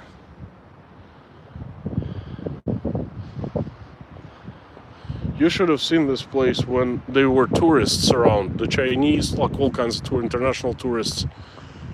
Place never slept, and it was always packed with people. Because for goodness sake, this is Alexandrovsky Garden. And this is the perfect time. It's what, 11 p.m., something like that. It's great to be here. Look how wonderful everything is. Clean, perfectly clean. Benches, manicured grass, bushes, landscape, you know. Everything's lit up so stylishly.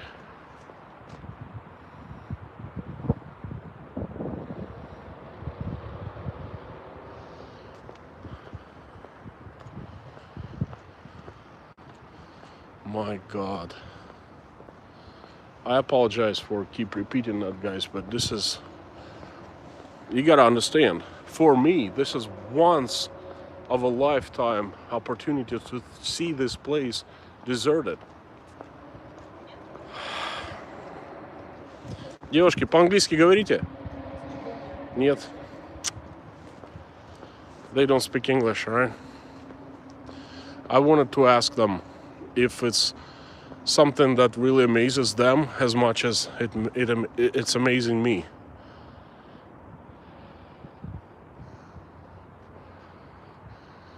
Perfect evening.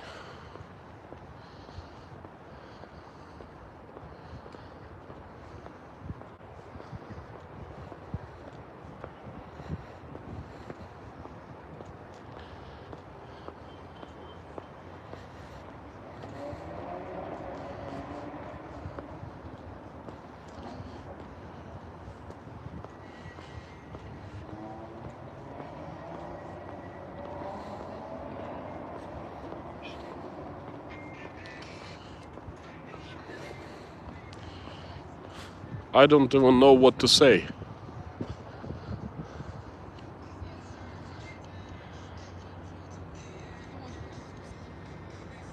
Yes, barely sound.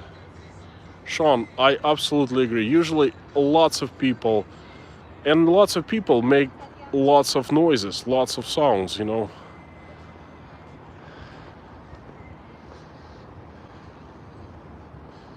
Even at 4 a.m.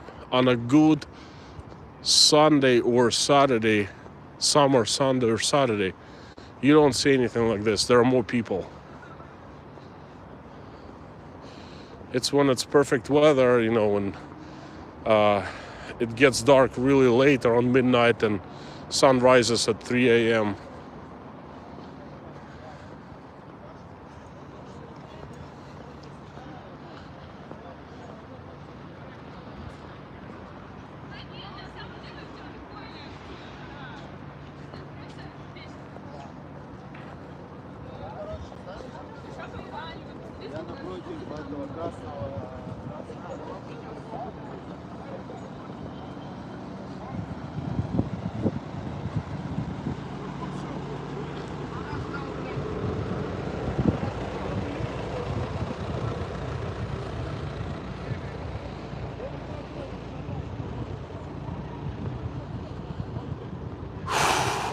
Guys, I'm sorry. I'm so overwhelmed. I don't know what to say. It's as if the Times Square would all of a sudden get deserted. You know, kind of same effect.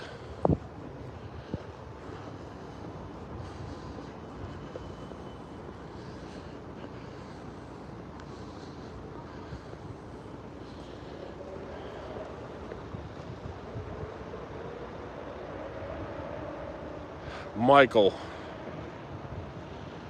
I like the quiet views, but it's not so much about liking it for me as I don't know what to say and I don't know what to think, because this is so different. This is so not what I'm used to. This is insane. Imagine, stand right in the middle of Times Square, and any time of the day or night, there's so much commotion, so much traffic, people from all over the world. And this is how Kremlin is. And imagine the Times Square, all of a sudden, everyone disappears. And it's empty. That's what I'm experiencing right now.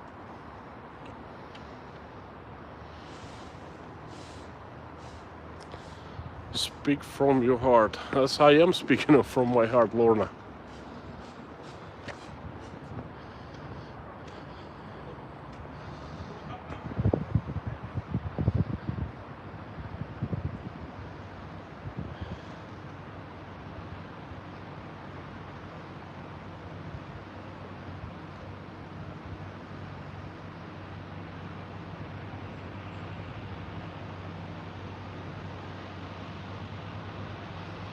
Deep South Bama with Mr. Tom. Mr. Tom, welcome to the stream. Could you please explain what you mean by you were trying to get out of the Red Square alive?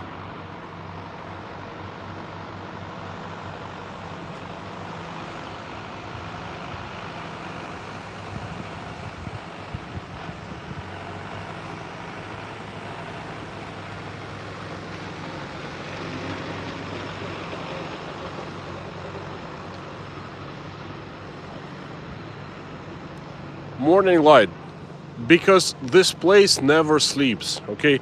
This is the focal point, the very center of the Russian world.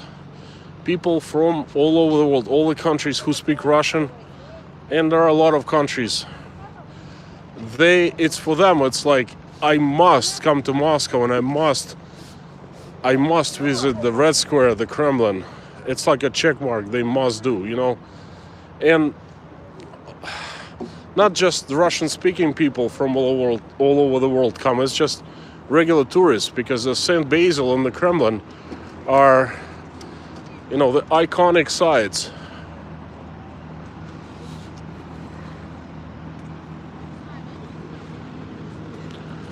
This place is usually, I mean, have you seen, the ones who've been to Moscow, have you seen the Eternal Light empty? No people.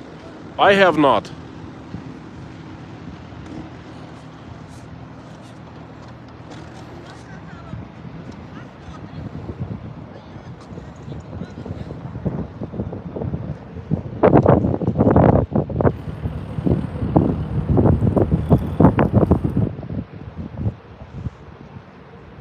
Mr. Tom, it was during the Cold War era.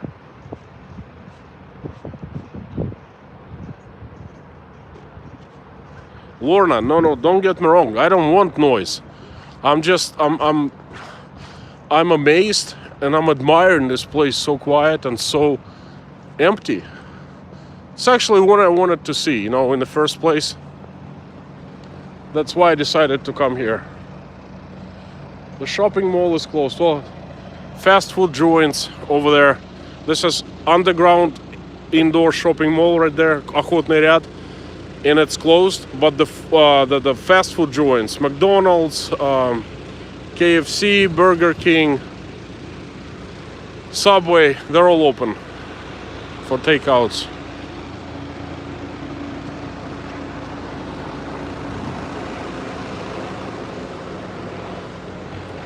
So we are leaving Alexandrovsky Garden, and to the right of us there's a Red Square. To the left, Охотный ряд, the underground mall. And this is the Four Seasons Hotel right there. And this is Охотный ряд, I think, square. And this is it. We are entering the Red Square. I plan on walking around the Red Square. On the other side, perhaps into Zaryadye Park, and settle down there on a bench somewhere. You know, put camera somewhere nice, and I will tell you what's going on with the lockdown. I will answer your questions, and if you have questions about my wedding, I uploaded the video about a week ago. Got quite a few comments. I would love to answer them. St. Basil is kind of appearing from the ground because we're going up the hill right now.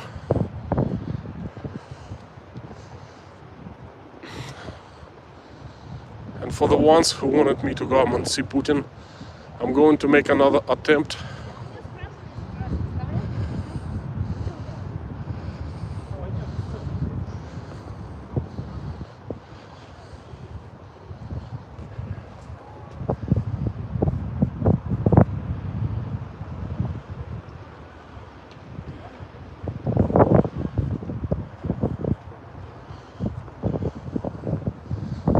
Cops, construction free, the square is empty.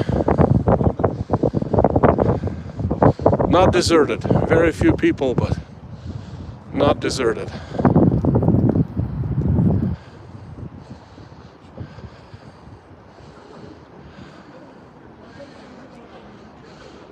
Что, к Путину ходили? Yeah, I'm not the first one. Okay, oi. Alright, this is the Kremlin wall, right there, as you guys see that. There are video cameras everywhere, and I'm going to knock on the door and say, hey, I want to see Mr. Putin. Hey, open the door right now, open the gate. I want to see Putin.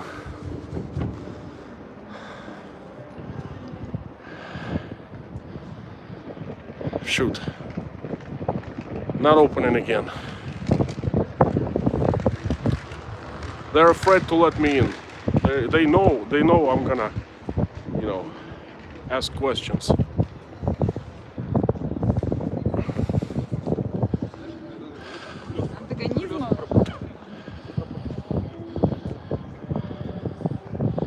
Vlad. Well, this is it.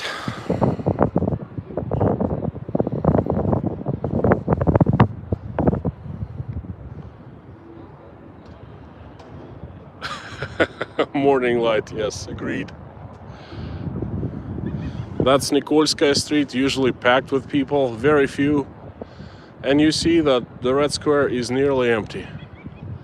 Very unusual, unique, strange and sad sight, and exciting at the same time.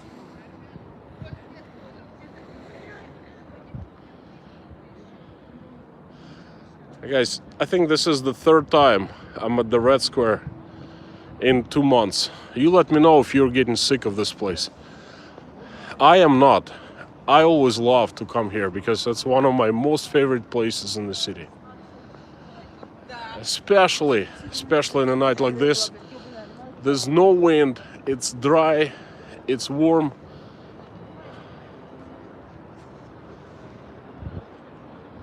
Wonderful, good. Thank you. Thank you.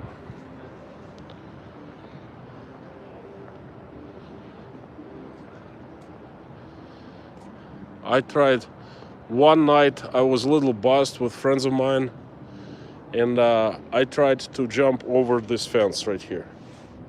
And I actually did. As soon as I jumped, literally took one step, there was a cop jumped out of the bushes somewhere, and he started whistling like and running towards us. We got freaked out. we jumped back and we started running away. That was one of the drunken adventures. It was like really like early in the morning, 4 in the morning. We were coming out of a club. We were young, in early 30s.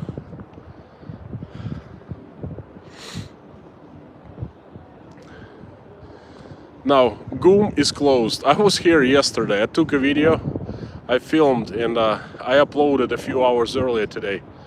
I don't know, some of you might have seen it. There were very few people back then. And it's even fewer people right now. Michael J. Mead, Constantine, I fly over the Red Square all the time on Flight Simulator 2020. That's pretty cool, what can I say? Perhaps you could be my guide then. Oh, cops aren't going after me.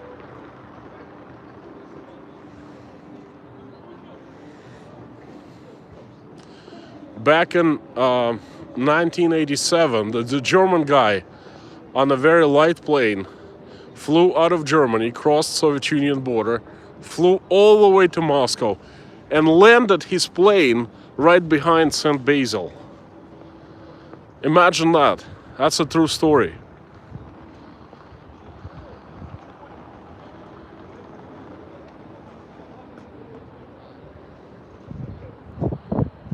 Susan M., isn't most of Red Square underground? What do you mean? I'm standing above ground right now, and this is the above ground. I mean, there's tons of stuff underground, but it's off the limits to us, you know what I mean? This is the Red Square I know, and this is the Red Square I usually come to, right here, above ground.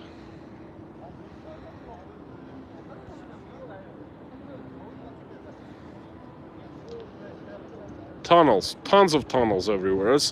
There's actually another city underground. Where are the garbage cans? Ironwood, not here. There aren't any in the Red Square, and there's no garbage.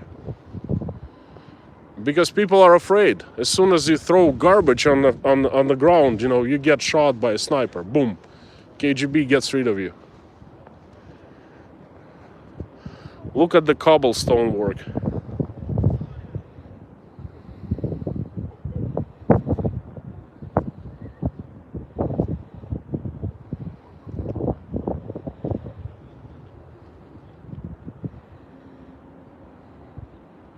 Back in the Soviet days, there was no light. Believe it or not, all these marvelous, magnificent buildings were not lit up. This place was dark.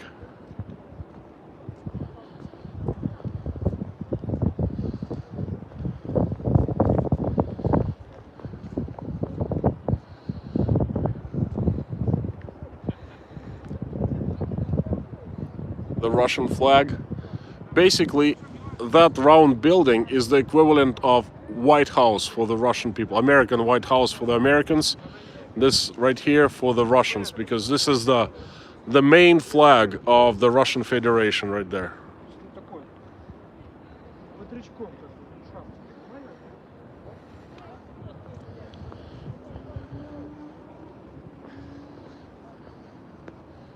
Never gets boring for me to come here. Love this place.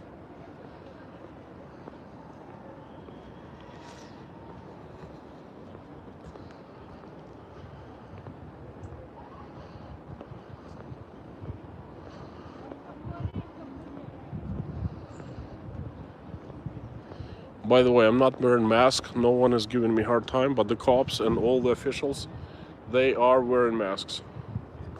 The road workers, oh, the service workers right here, check them out. No masks.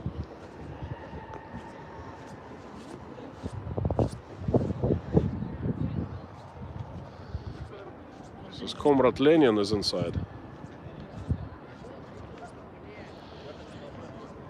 How big is this whole area? If just from that wall to GOOM is probably the width of 2 football fields and the length of another 2 to 3 football fields, all the way to St. Basil. Then there's a huge area behind St. Basil called Vasilievsky Spusk. That's another football field. Then there is Zaryadye Park, another football field. And the Kremlin itself is huge. You know, whatever that is hiding behind this wall is absolutely huge. I don't know how many football fields there are. They're like square miles and miles. This is the very center of Moscow, the, you know, geographical center.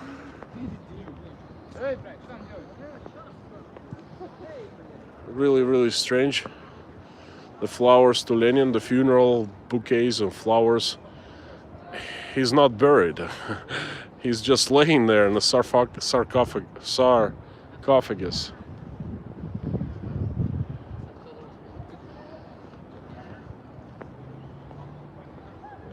"60 people.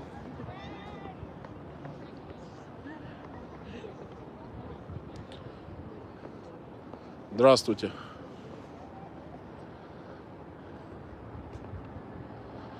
Uncle Joe is right there. I know, Matt. It is creepy. At least those old guys, that's a cemetery, like communist cemetery of the communist leaders. Uncle Joe is right there. I don't see which one. Nikita Khrushchev is there. I think Brezhnev is there. The big boys of Politburo. And the smaller boys of Politburo right there on the wall, plaques on the wall behind them. And there are graves. You can't really see from there. On a regular day, you can stand in line and actually walk around the graves. Oh, you know what? This is how you can distinguish Stalin. There are always flowers by his grave. I think that's Stalin right there.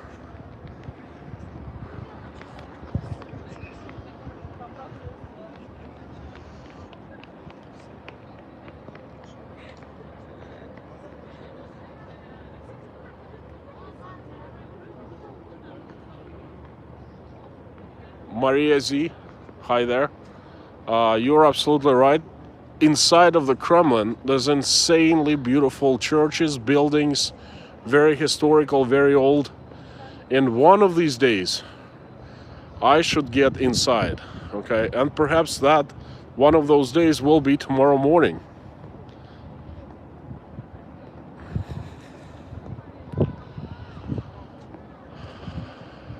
Okay, you know what I want to do? Stand right in the middle of the Red Square, alone.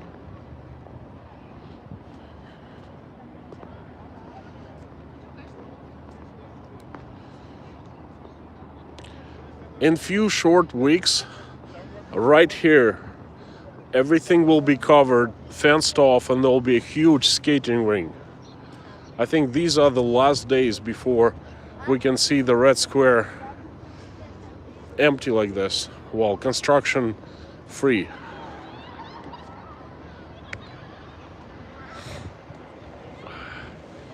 This is what I want to do.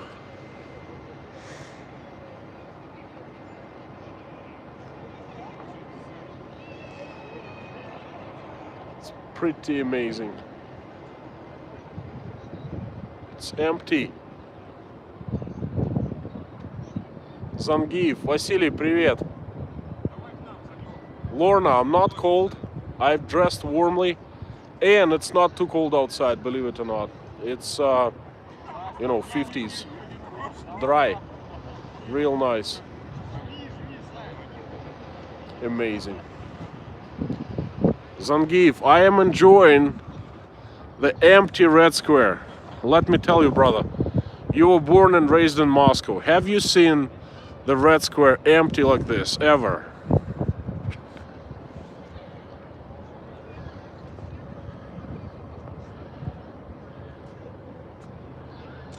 I know. You've seen? I thought you said surreal. When did you see this place empty like this? I have never seen this like that.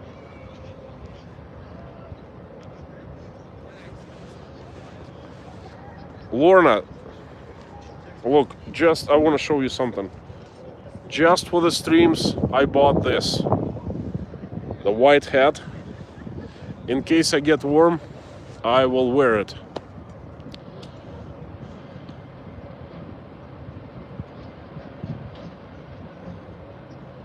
Zangief, you've told me about that before. Yes, I know now. The toilet is real nice, like you said.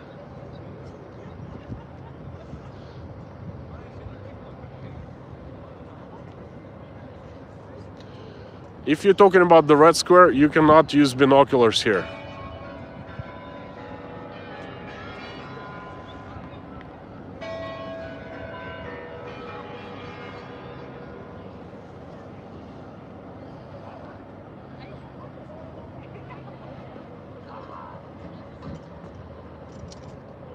Yes, in case I get cold, of course. I've been speaking non-stop for the past 2 hours, okay? So cut me some slack.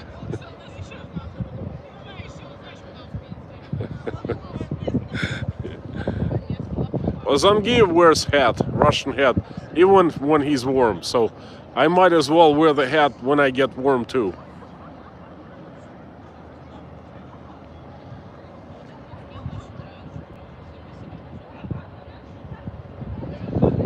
Russians don't. Well, that's true, fairly true. Some kind of a performance happening.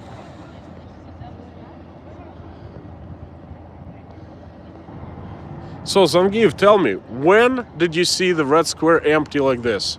Because I haven't. Even on the nice summer nights, there are more people than right now. And this is Saturday evening, prime time. Nice weather, you know, the whole 9 yards. Oh my God, the Chinese tourists. Unbelievable. I want to join them. I want to play too. Nhưng mà phải quy định thời gian được. Một. Không phải cho thời gian 21 thôi.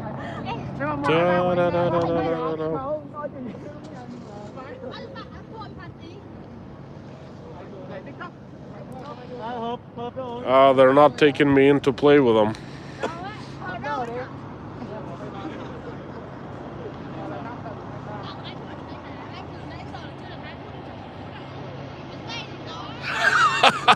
Squid. I think it's not them. They're the players, you know. The KGB is playing the quid game. That'd be a good place to play it too.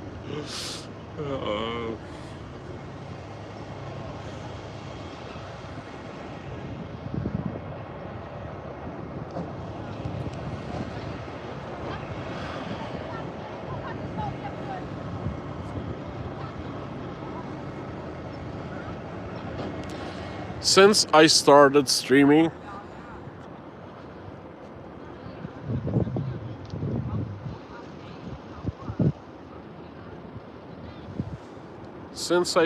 streaming, my first stream was on May 1st, and the only Saturday that I missed since then was when my dad passed away. But anyway, it's been quite a journey, and the thing is, since then, I've kind of started getting irritated by loud noises and music, because both these things, they give strikes. Oh, the music gets strikes and demonetizes videos, and the noise is just not good in general, you know. And I'm gonna show you the St. Basil right now. Right here. Oh, beautiful. It's too bad. Well, you've seen that before. They're doing some restoration work. The cops saw me filming them and moving away. That's right. I like it that way.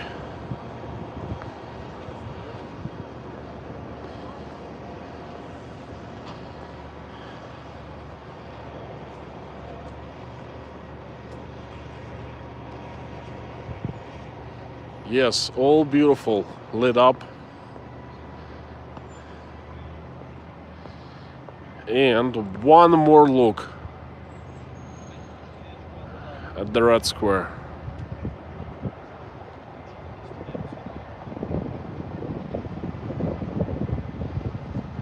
Now, Zangief, if you start acting like a saint, you're gonna be Saint Basil.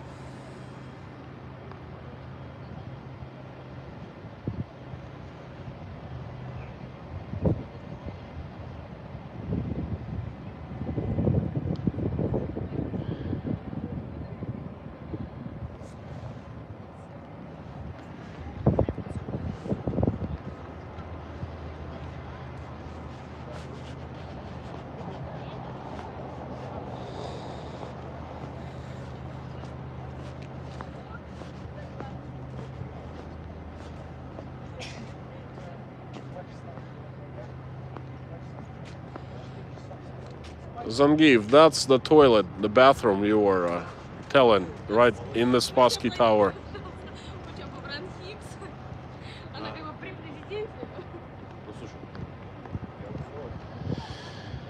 Guys, you know what? I'm not saying anything, but to me it's always suspicious, alright? Look at this stand. You're saying it's a nice corn stand, okay?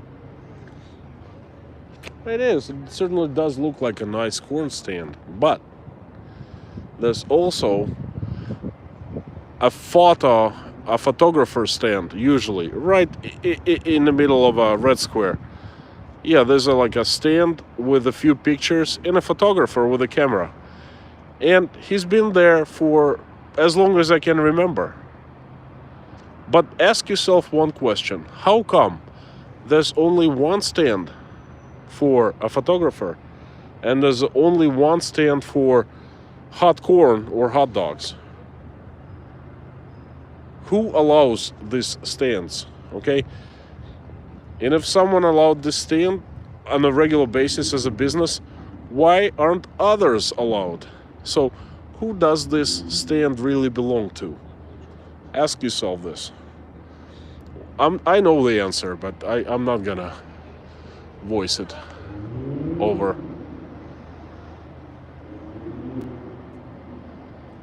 Gosh, magnificent.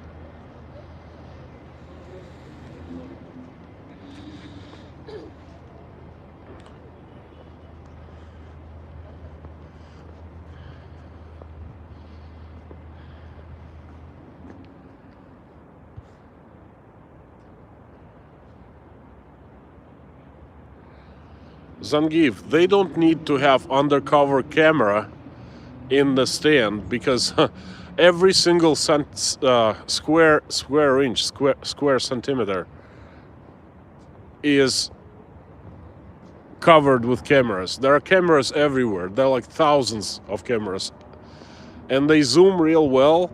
They not only they see you, they hear you, like what you're speaking. They totally zoom into you and hear like even whispers, you know what I mean? If you know where to look, you will see cameras everywhere. They're in the plain sight, but they're like kind of, kind of hidden. So we don't really, meaning they don't attract attention.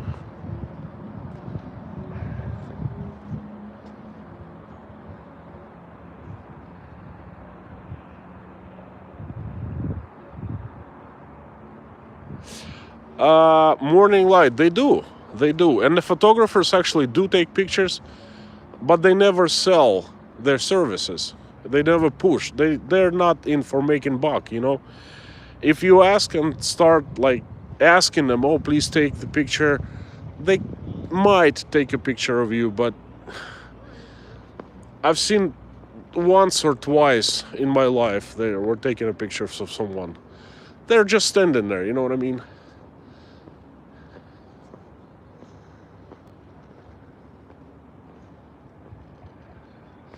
Okay, this is probably a couple football fields.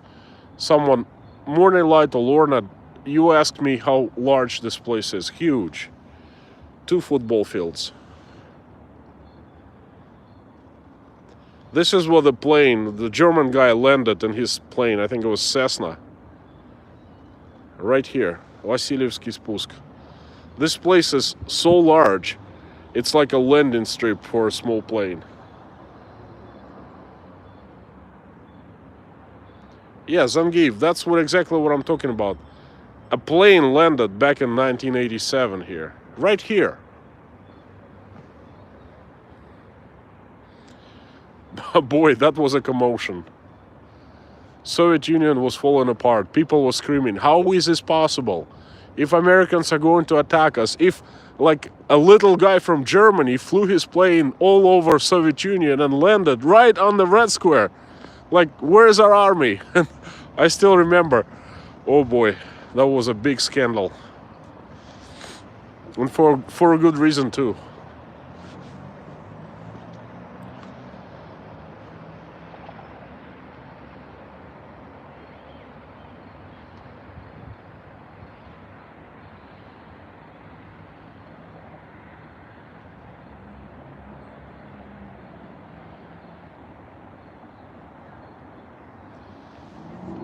Trying to go over comments a little bit. Oh, Zaryadye Park is where Hotel Russia was in the old days. There was a huge, gargantuan, ugly building. Alright, and it was demolished, I think in 2004, 2005. They were going to build another hotel and a business center and a shopping mall right here. And then Vladimir Putin himself was walking around the Red Square one day, and he came to this place where I'm standing right now. No, I kid you not. I kid you not. He was standing right here, and he asked his aides. He said, "What's going on right there? What construction site is that?" And they're like, "Well, trying to construct a business center or something like that." And he said, "Don't you think we have enough business centers here? Don't you think we need another park, perhaps?" And everyone's like, "Wow, Vladimir, what a great idea. We need to build a park here. We need to plant a park, and let's do that." And of course, Zaryadye Park was born. It's actually, if I were to see him right now, I would ask him quite a few questions, tough questions. But I also actually have a few things to thank him for. And Zaryadye Park is actually one of those things to thank him for. Because it has no commercial value to the area. It doesn't have commercial value whatsoever. But it's an amazing place. I love it. One last look at the St. Basil. And this probably is the best spot to take pictures of St. Basil and to take selfies right in front of St. Basil. Not from the Red Square in front of St. Basil, but behind, from this spot.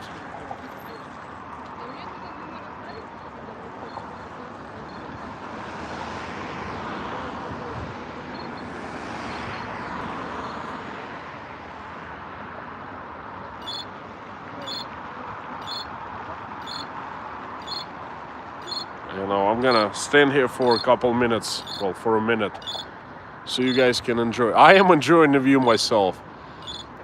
I have seen this place hundreds of times. You know, every weekend I would take my camera. I had a professional full-frame camera, and I would come here and take pictures from different angles. I have tons of pictures of this place, and I still enjoy every time I look at it.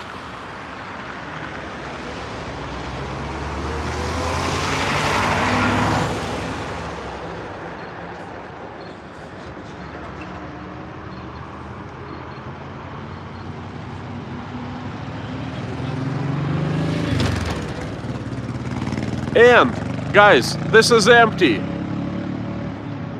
Usually crowds. Russians, Chinese, you know. There used to be quite a few Americans here. Europeans.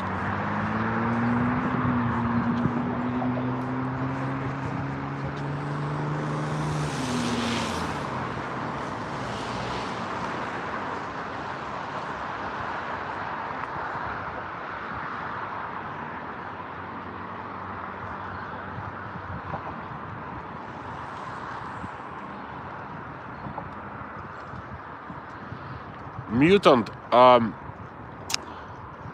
I had all kinds of lenses, ultra wide. I had a fisheye. I had super zoom, and trust me, I have so many great pictures of this place. It's in my Flickr account. Go to Flickr and look up Maine Surfer.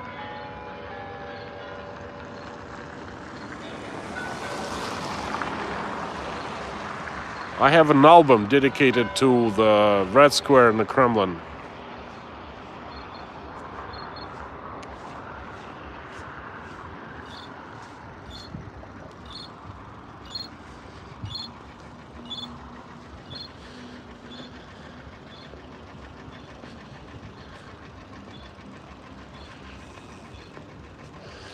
So again, we're at Zaryadia Park. I've taken you here once already, and leaves are still on. Beautiful golden color.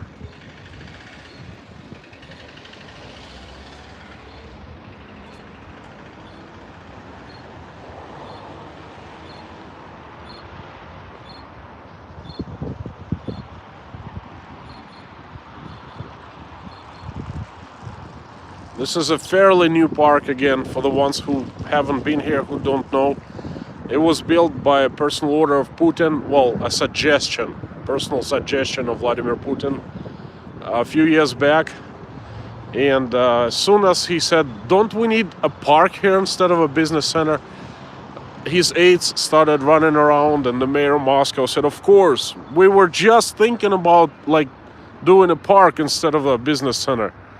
And they came up with, I think there was a Western American company who did the design, and they actually built it, and they built it quite fast, and they did a great job.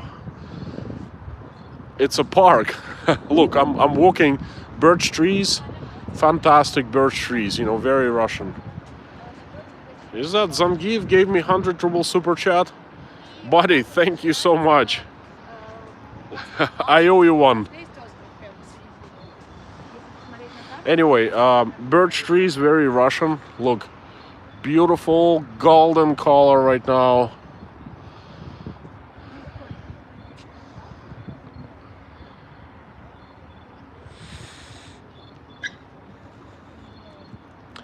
This park consists of 4 zones, symbolizes four zones of Russia, like the Arctic, south of Russia, the forests of Russia, taiga, and something else. Oh, there you go. Meadow,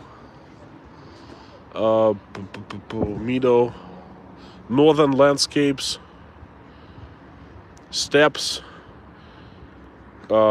coniferous forest, mixed forest, birch forest. I guess we're at the birch forest right now, and it's wonderful. These birches are still very young, very small. Imagine in 10-15 years there will be a real forest here.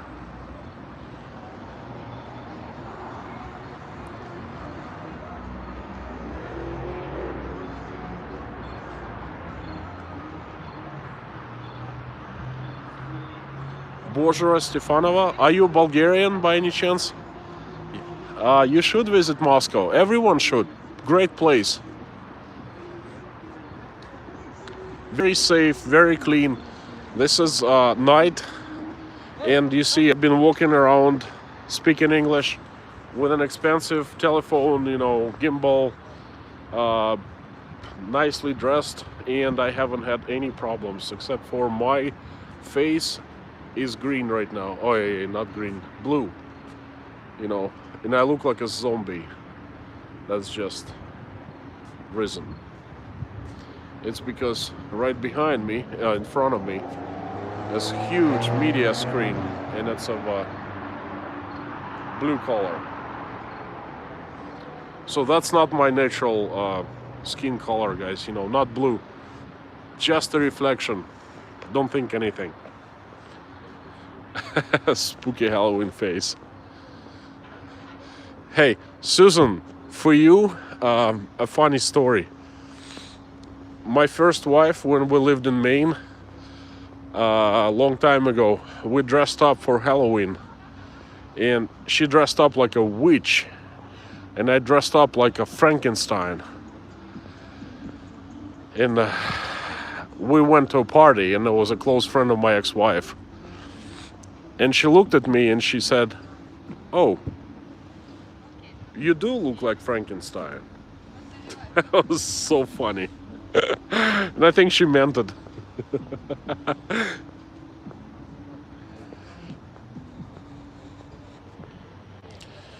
Alright, that's what I'm gonna do. I'm gonna find a convenient place to sit down, hopefully, so I can speak to you guys, and I will answer you a few questions on what's going on with COVID. Mommy, you should see Michael. Oh my god. We bought him a Harry Potter this gown, and I'm gonna post pictures or perhaps even take a video of him. He's so excited. He's into Harry Potter stuff so much now. It's unbelievable. He just turned 5, okay? He said, "I want to learn how to read so I can read the books of Harry Potter." I said, "We only have them in English." It's like, "Oh, it doesn't matter. I will learn English to do that." So he looks so cute in his Harry Potter outfit, you know. So, and then we bought him for Halloween.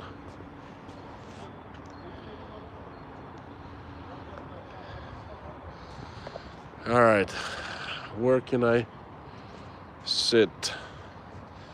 So there's light further down the road, so you can see me, but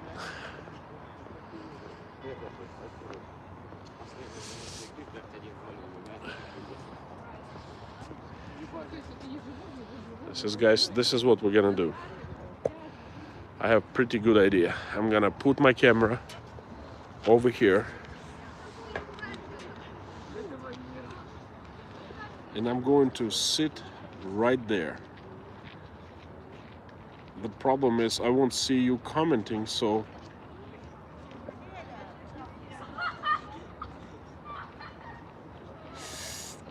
oops.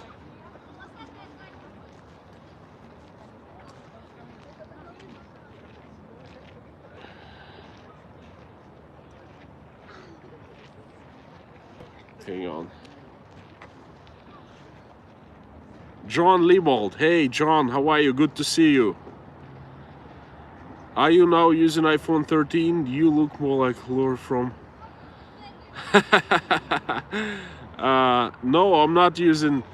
John, I'm not using iPhone 13. It's good old iPhone XR or 10R. Because guess what? There aren't any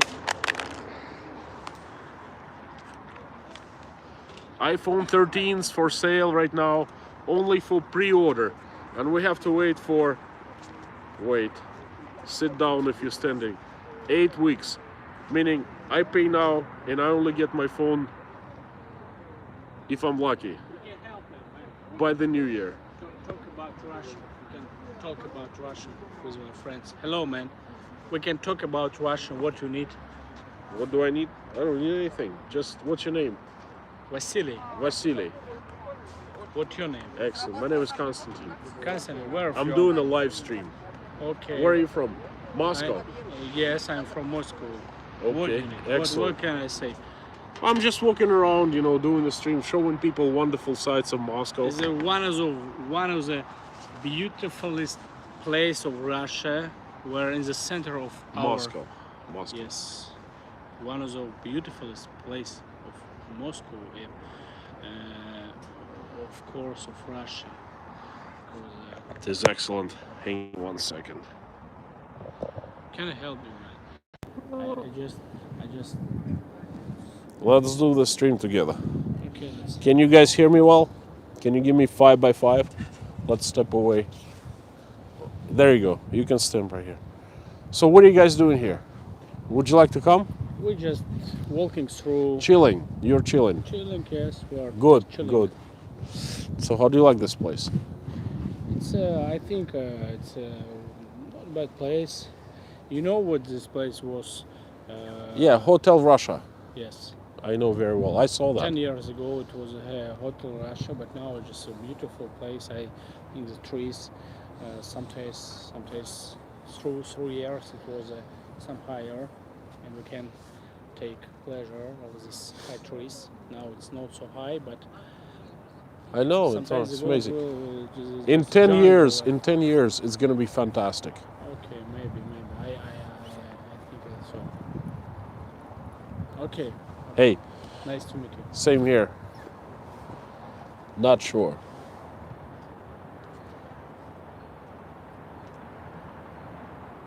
Five by 5. Good. Jorge Martinez. Hi there. Isa, my Cuban friend. I hope you enjoyed the Cuban pictures of Varadero and Havana. Screen dark because, hey, it's gonna be a bit better right now. Okay. This is what I'm gonna do. I'm gonna go and sit a little bit. Because I've been walking for a couple hours and I walked before today. Shit. I can't sit because it's all damp, you know.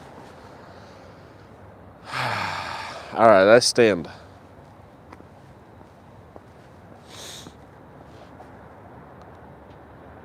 Then we're gonna.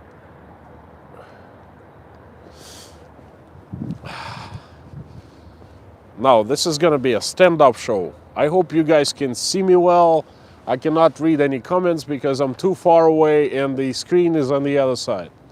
Anyway, I think I'm getting done with the walking part of this stream, and I would like to share a few thoughts on the lockdown with you guys. First of all, thank you all for watching my videos about the lockdown. Video number 1, number 2, and number 3 today. I have committed to making a video every day until the lockdown is over. And trust me, it's not so easy because it takes so much time. Every day, a video, okay? If you ever tried to make and upload a video, you know how much time and how many efforts it takes. Anyway, I have committed and I will do that no matter what. Today, we had a fantastic date. Very funny, Anyway, we went to a restaurant, but as you know, all restaurants are closed. So we decided to have a takeout. And they messed up our takeout so bad, okay? But it was funny at the end. I filmed everything, and tomorrow a video is coming up. A lot of people asked me and still keep asking me question, how come if there's a lockdown in Moscow, how come there are so many people outside, many people work and things like that? And let me tell you, hang on one second. Can you see me well? Can you see my and everything? Say пока-пока. Fee, hi there. Anyway, I continue.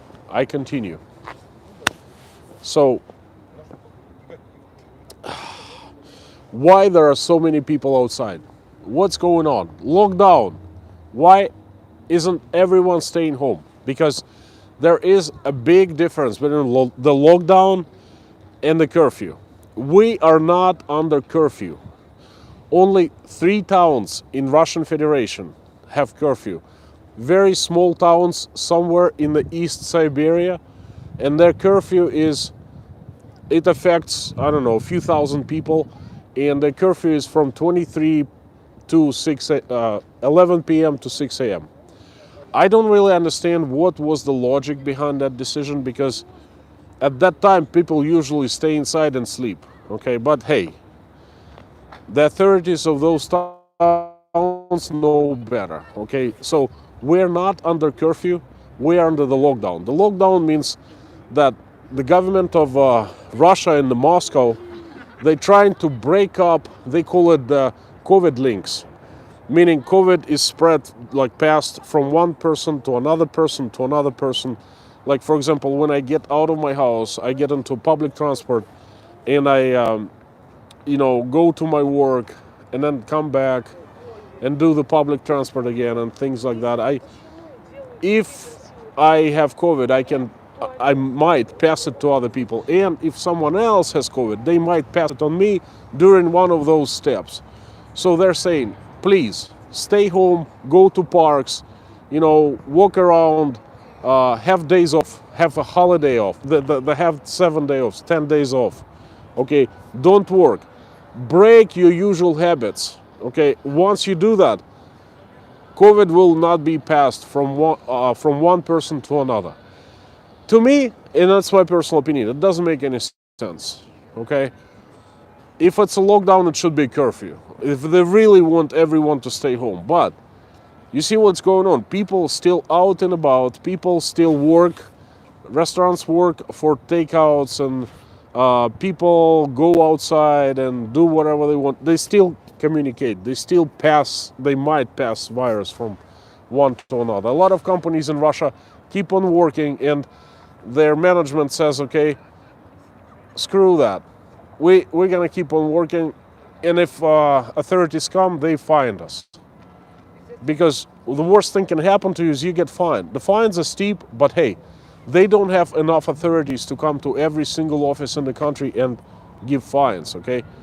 There aren't too many days. There are only 7 days when we actually do not work, and some offices work, and when they're forced to close. They're breaking the law, if you know what I mean.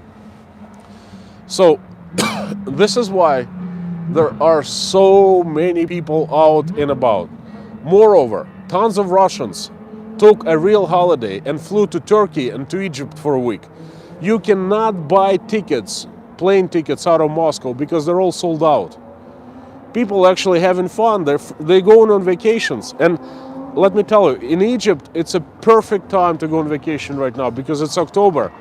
Perfect weather. It's 70s and 80s, not too hot, not too cold. What else? I still work.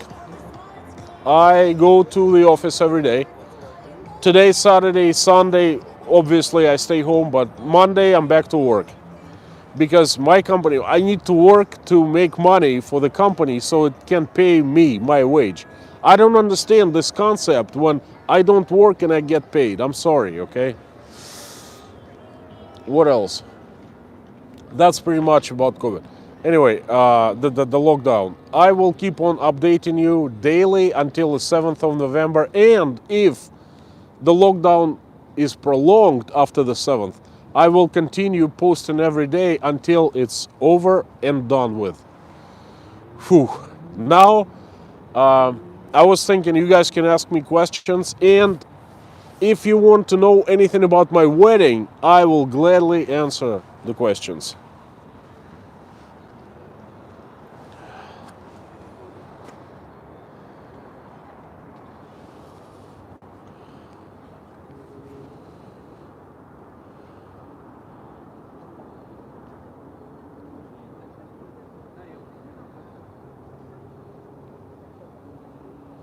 Okay, if you guys want to ask me questions, please do that in the caps so I know it's me, because there are so many people. Thank goodness. It's really good to see this chat growing, but it's becoming really hard to read all the comments.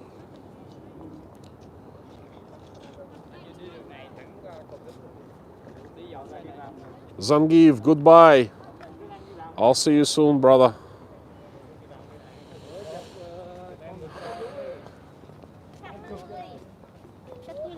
Our Chinese friends are catching up with us. Squid Games. I like this, kids.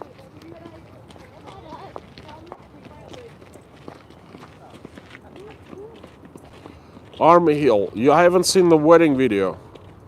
Newlywed. Well, kinda. A couple of weeks ago was an anniversary. The next year will be 10-year anniversary. So you can say we're newlyweds. It's only been 9 years. Tell us about your best man. I forgot. What should I tell about? My best man actually visited me from London. He was at our house last night and this morning. He came with his little, well, not so little, 7-year-old girl to visit us in Moscow. And not just us, but a few friends. And he stayed over. That's one of the best men. And the second best man was, we went to Banya, public bath, and I made a video about that. And I'm gonna hopefully upload it tomorrow. So that's gonna be the second best man. What a magnificent view over Kremlin, of the Kremlin. My tongue is actually aching, and it's hard for me. It's becoming harder and harder to speak. Look at this magnificent. In reality, it looks so much more beautiful, okay? Because I'm seeing both, the real view and the screen. And the screen doesn't show you this all beauty of this place.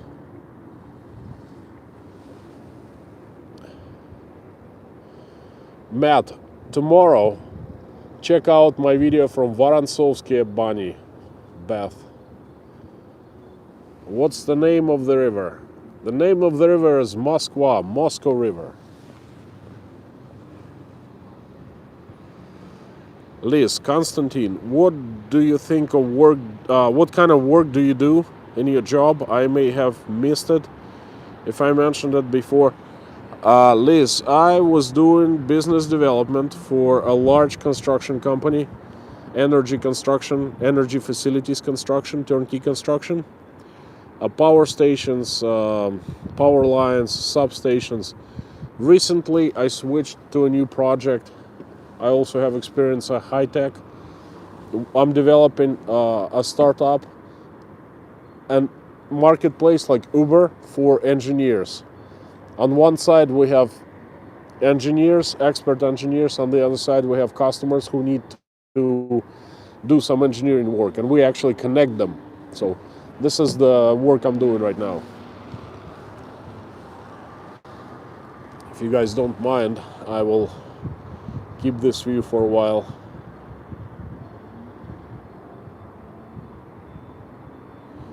What color will it be in 100 years? We'll see. I suggest we get together again in 100 years and we'll check out the color. How about that?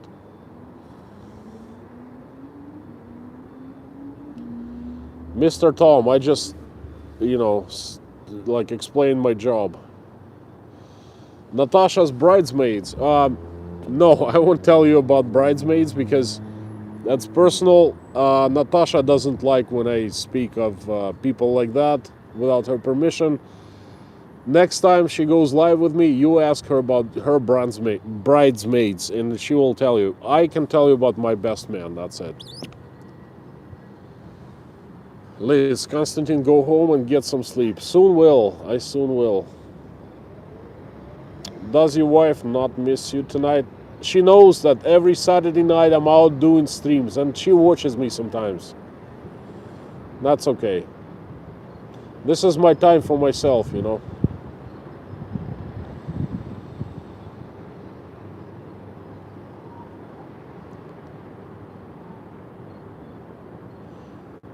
Okay. What was the story of the chair and swords in the wedding video? Okay, I got you. Look, the area where I was born and where I grew up is Rostov-on-Don. And historically, it's the area of the Cossacks, Don Cossacks. The Cossacks were free people, a huge tribe, who, like people from all over Russia, who were in slavery. They were running away from their masters, and they would run to the Don River, the Rostov area. And it was a free republic. Whoever got into that free republic, he would never be turned back, okay? He would become a Cossack. They had a certain ethics, certain laws, and they had a huge army. They were protecting themselves. And they're very famous people, the Cossacks. And that chair was symbolizing, well, basically they took my best man and they said, okay, you guys not from Rostov, you are not Cossacks, but we have to посвятить в казаки. We have to make you Cossacks. You know, you have to go through the procedure. And that procedure was like a jokingly, that chair was representing a horse, symbolizing a horse. So a person was dressed as a Cossack, you know, he was jumping on a chair like on a horse. He would take a sword and he would cut a cabbage in two. And if he did that, he'd become a Cossack. Then he would drink a shot of vodka off his saber. Well, you know, not a saber. How do you call it? Yeah, saber, pretty much. That's the story. And after they did that, there was a little show. They were dancing like Cossacks and stuff like that. And they were given certificates that they are Cossacks now. So that's the story.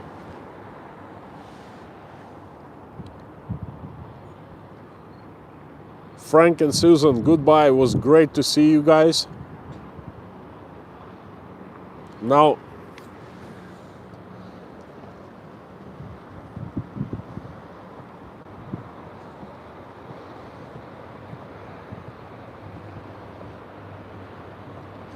again, virtually no traffic.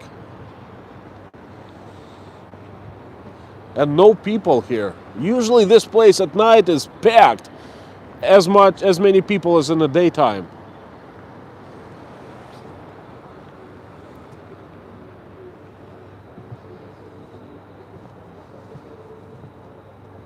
Initiation. There you go.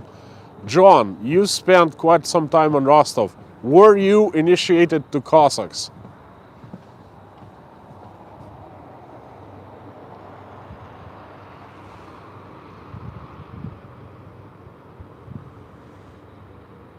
Ironwood, thank you so much. Joshua, yeah, you're welcome. Glad you liked it. Initiation to Cossacks. There you go.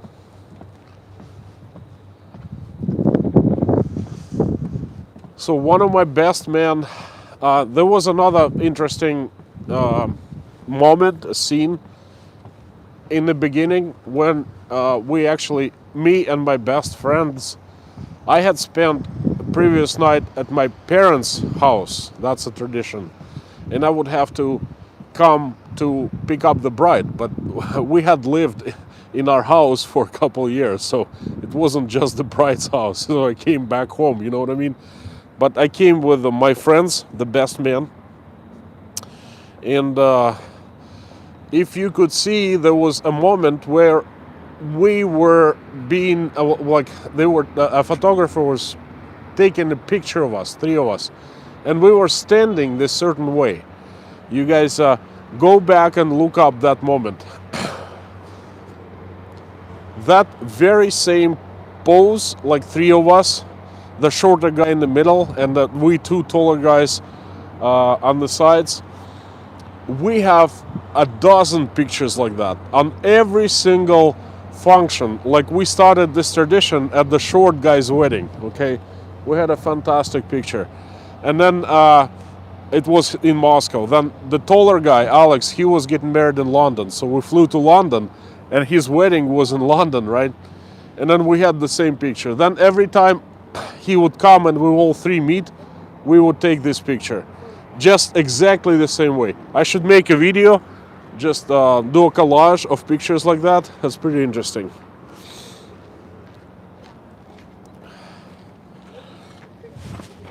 Now, dark.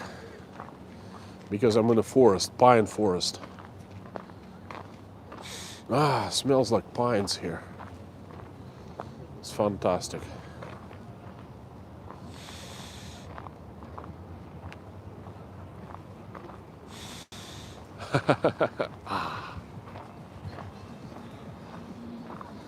Oh, please, no music. Can't stand it when they're playing loud music during the streams. John says no, but I did attend a wedding on Don River. 70-year-old step grandma. Wonderful. Yes.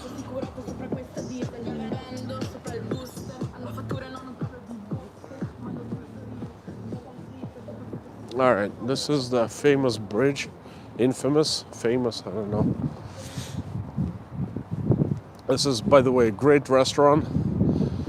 2-level restaurant. This is the top level, and there's a bottom level. Great authentic cuisine. Zaryadye restaurant. It's also the center of gastronomy. Have to be exact. Именно в таком. You can see, of course, it's closed now. The lockdown.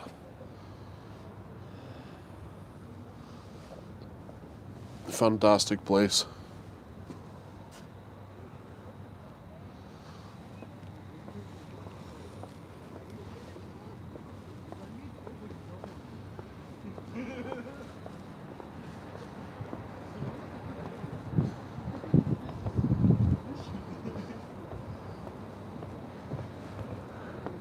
I could be wrong. Well, this bridge is very unique.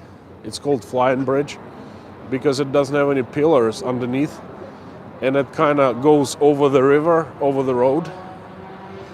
This bridge was designed by an American design company, design bureau, and they are designing this same kind of a bridge. I think somewhere in Indiana, in one of the cities. Don't quote me on that. I could be wrong, but certainly there's one town or city in the States who is having the same kind of a bridge that is right here in Moscow. The smoke in the distance is the power station. This is the first power station in Russia. It's over 100 years old.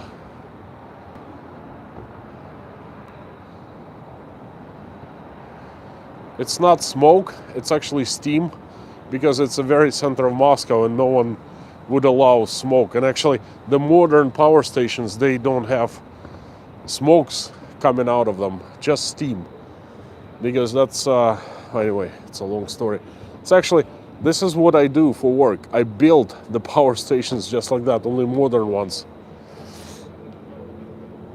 Save, there's a button to call cops. And look at these guys.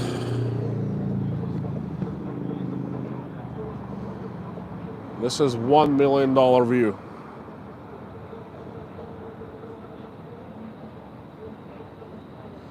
This is a museum of Russian energy industry. It's still operational. It's the very first power station. Russians are proud of it. It's, well, of course, there's modern equipment inside. And it's left exactly the way it was before, like when it was built. And the pipes, you know, those huge pipes on top, they're also old ones, older design. They don't make them like that anymore.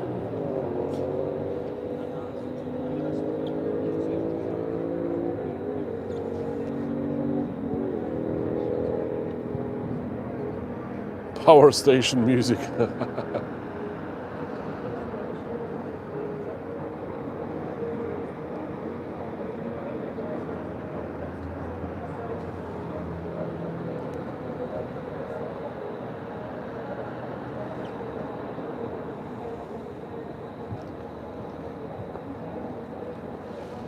See how this bridge is designed?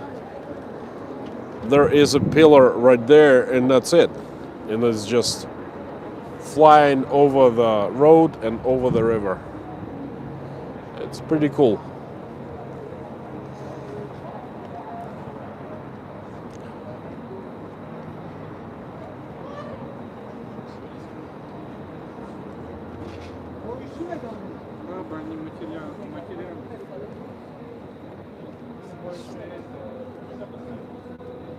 These lights in the river deserve painting. This whole place deserves painting, to be honest with you. I mean, look at this.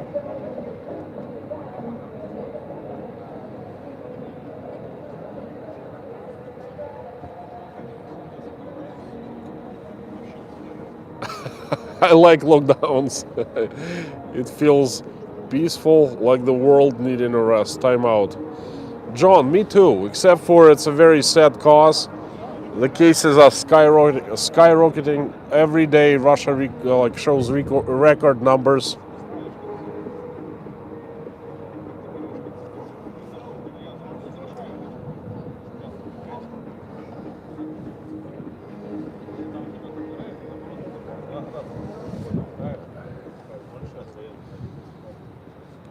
You know, I'm standing and enjoying this view of the river lights and the Kremlin and the whole thing, the whole cityscape, guys, as much as you are.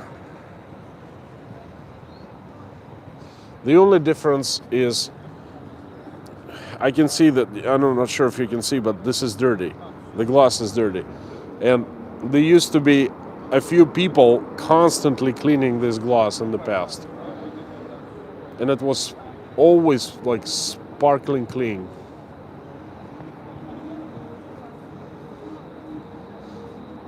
This power station is called TETS номер 1. The power station, heat and power plant number 1.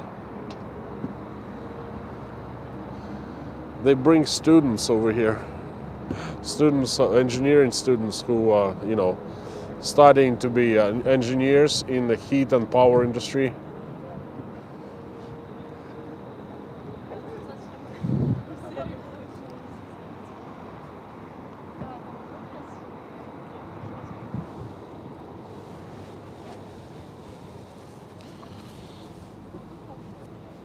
I actually am getting cold, so I'm gonna put my capuchon on. That right there is a residential building.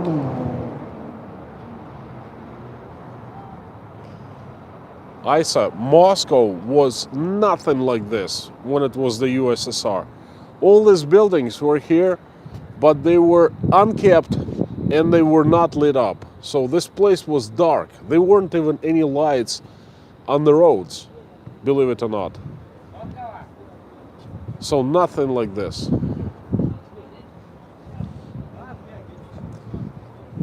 Instead of this park, there was one huge rectangular hotel called Россия. It was ugly. Pretty much anything that communists built was ugly. Hello. Anything communists built was ugly, and everything that was built before the communists, 100 years old, before 1917, was beautiful. That's how it goes.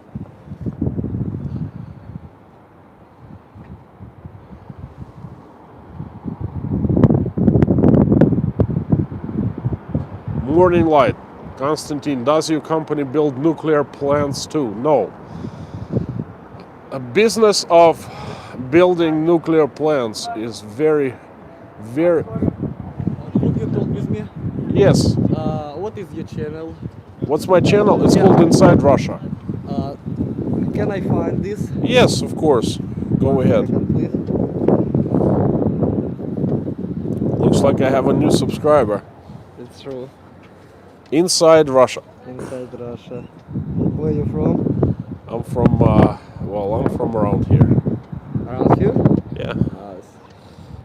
Inside Russia. No. Just go to the channel, not the video. Так, ну я же могу channel выбрать. Channel. This? That's me. It's you. Yeah. I'm live right now, subscribed. so you can see yourself. Okay. Okay. I'm doing the live stream. Thank you. Goodbye. You have a good one. Goodbye. So, business of construction. Yeah, that's what I told him, Susan. Business of construction power stations is very, how do I call this? It's basically like sending a rocket into space, only even more, you need to be even more careful because it's nuclear power.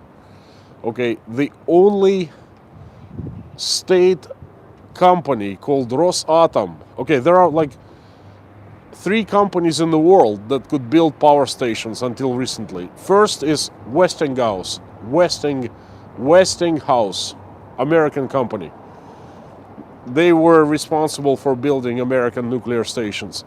The second one was European. It's called Arriva, French state-owned company.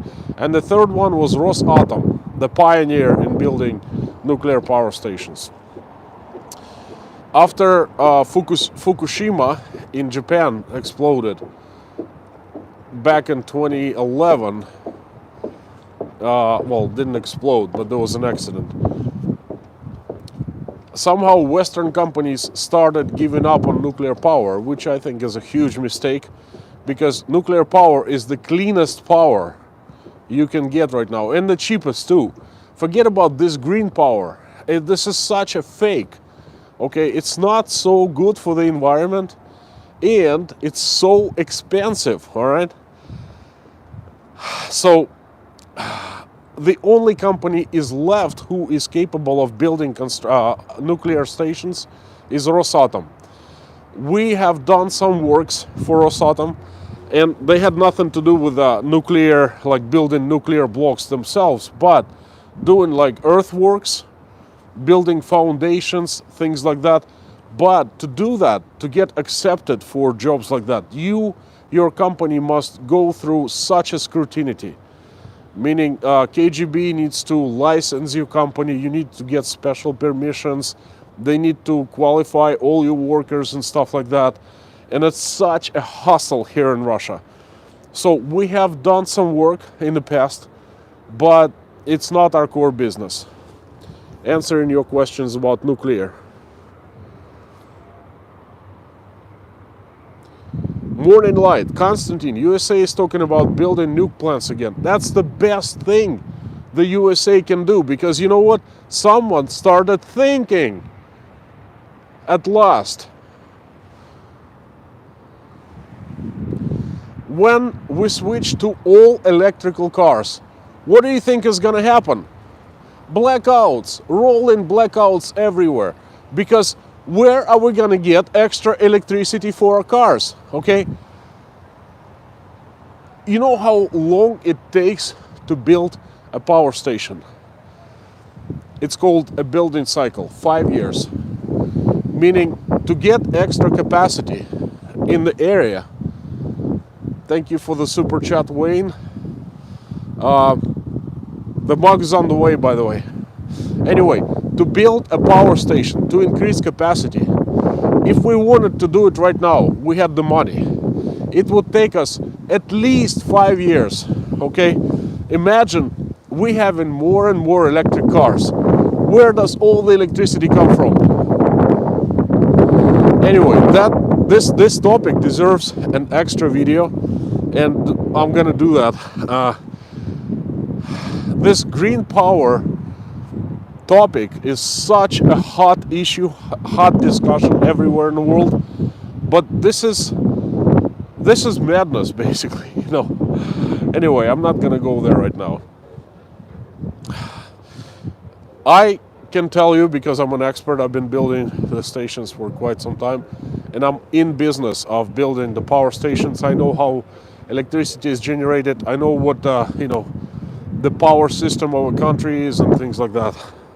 I'm not an engineer, but I have to post, it's not a degree, but I did some 2 programs at Moscow Energy Institute, postgraduate programs on energy, on power stations and certain technologies. So I'm certified and I can speak on the topic. And I'm telling you, forget about this green energy.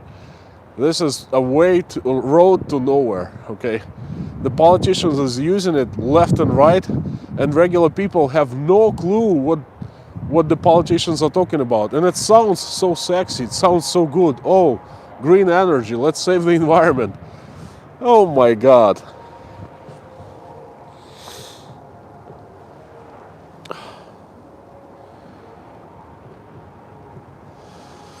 Susan, you know, we are not even close to tapping volcanic energy. How? You tell me. Not even one technology. We don't even understand how to approach this issue, okay?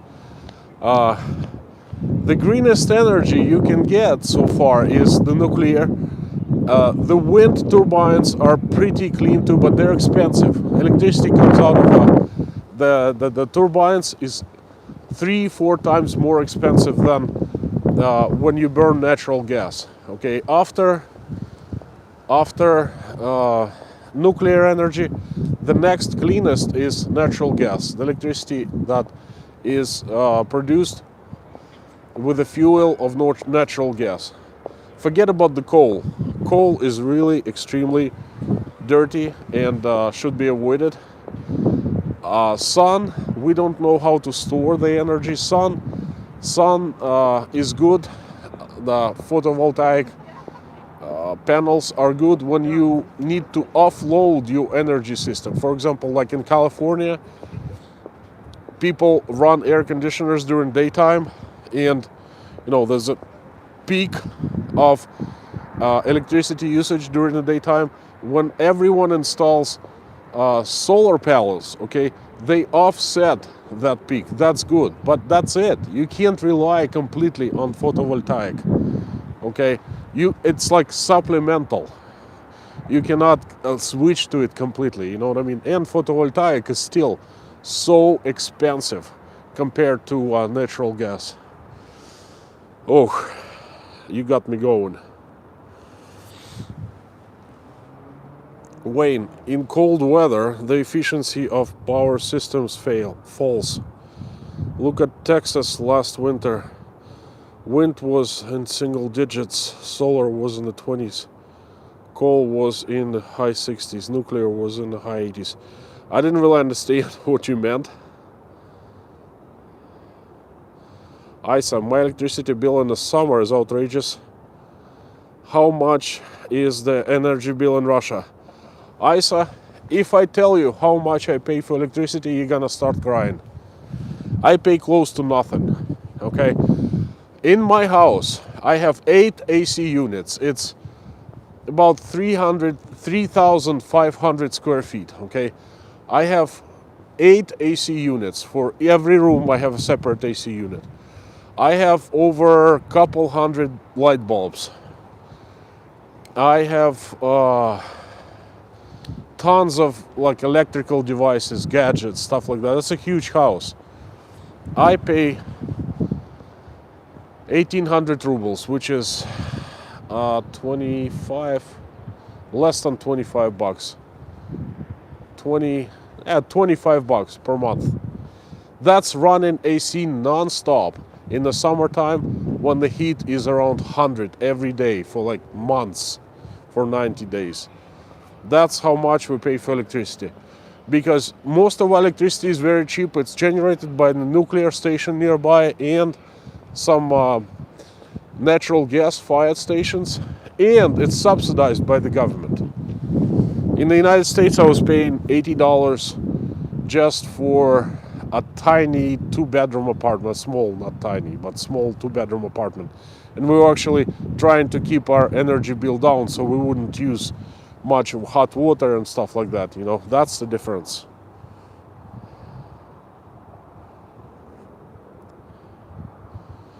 Morning light. Nuclear has to be done right, no corners cut. Oh, absolutely. If you cut corners, you get Chernobyl. There's no question about that, okay? Or Three Mile Island in the United States. But nowadays, nuclear is very safe because they learn from their mistakes. I mean, these people understand the importance of doing things right, okay? And they do things right.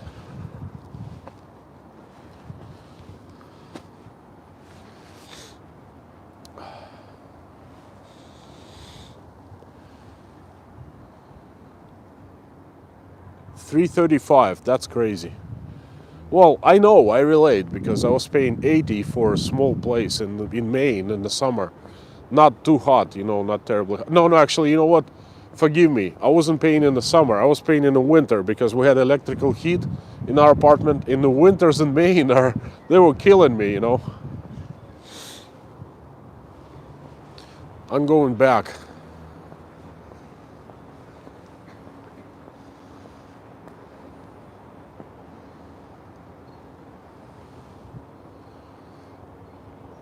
Carol, Rostov-on-Don is like 47 latitude. I would think it's cooler year-round than I am at 23. I'm closer to equator. Look, Rostov enjoys incredibly hot, dry summers. The heat starts in May and it ends in September, well, August. Right now it's still 60 in Rostov, okay? And summers, 90 days of heat. У меня нет, извините.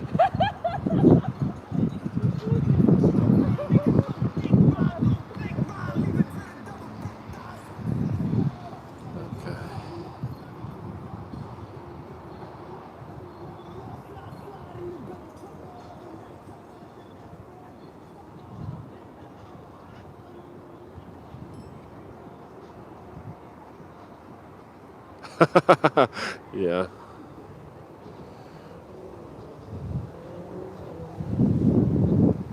By the way, in the United States, 3 Mile accident is forbidden to be mentioned in all the media. Censored. I witnessed one of the journalists tried to mention it once. Oh boy, they cut him off very abruptly. I don't know if YouTube will censor me for mentioning 3 Mile Island accident or incident.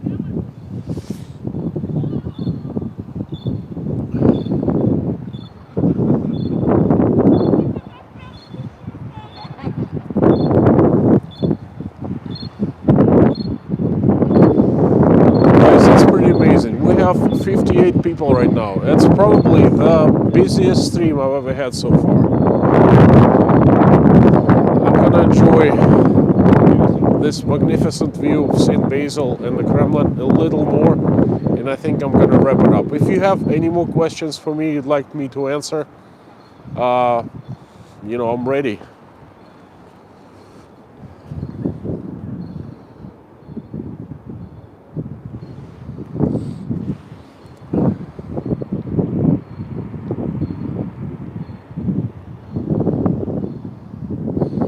Matt, on CNN, oh my God, I witnessed that one of the journalists was cut off so bad for mentioning 3 Mile Island.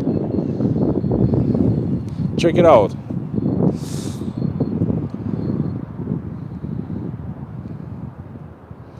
Yes, I know, 65, 66, and then I went offline for, 30 seconds and the number dropped.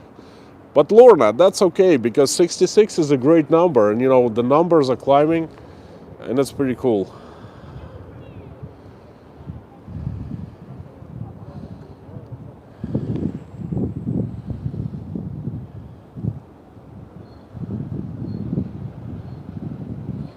Susan S. What are your favorite hobbies? Well, my favorite hobby currently is YouTube. I like it more and more every week. Now, since I started getting some traction from my channel, that's great.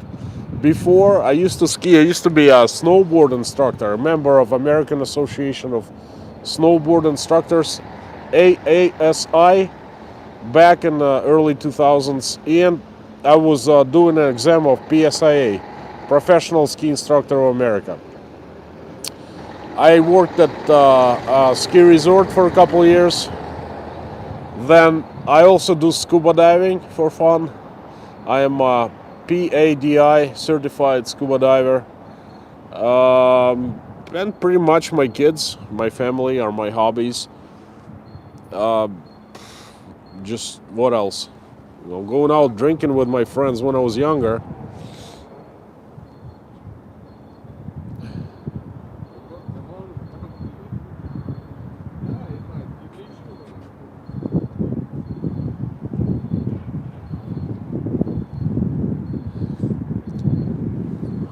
John Liebold, look up Andrew Forrest for Fortescue on clean hydrogen. It's quickly evolving down under. Well, clean hydrogen is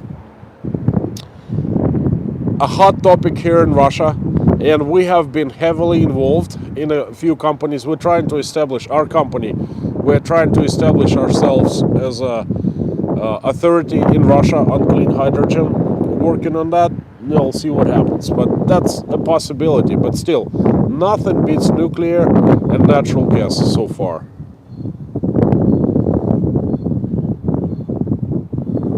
Matt, do you watch the World Economic Forum channel? I don't watch it deliberately, but I watch bits and pieces, you know. Susan asks, where do you scuba dive in Russia? Susan, I scuba dive in Russia, in Egypt, in the Sinai Peninsula. Every time I fly there, I used to fly quite often. I love Egypt, you know. It used to be like the dacha for me. I used to dive the Red Sea. Sharm el-Sheikh, Hurghada, you know. Can you ride a moped? Of course I can. Not my most favorite thing to do, you know, in Moscow.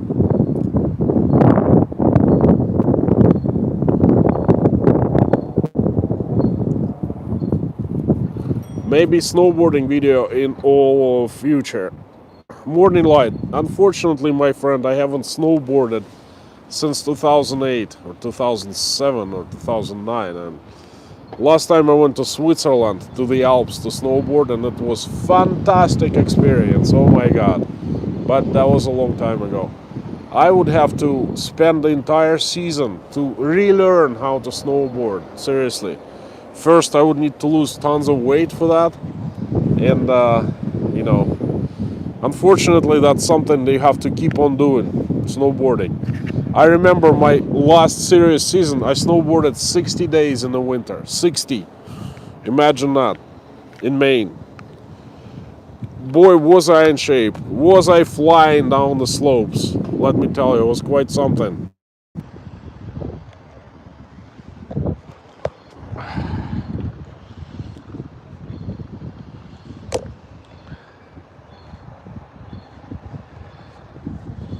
Oops. Oops. Hang on 1 second. Gimbal is acting up a little bit.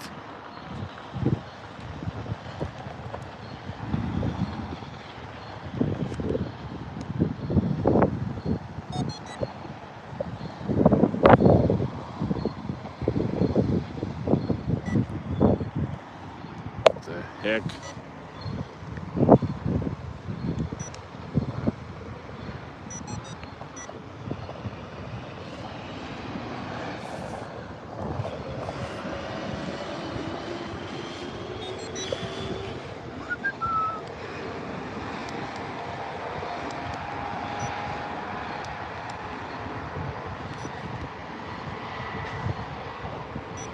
What is going on?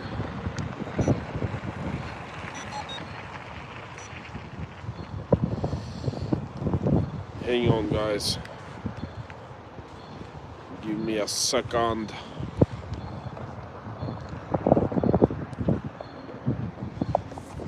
Oh, there you go. Back to normal.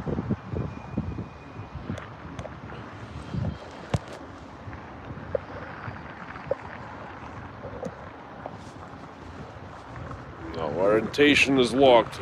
Okay.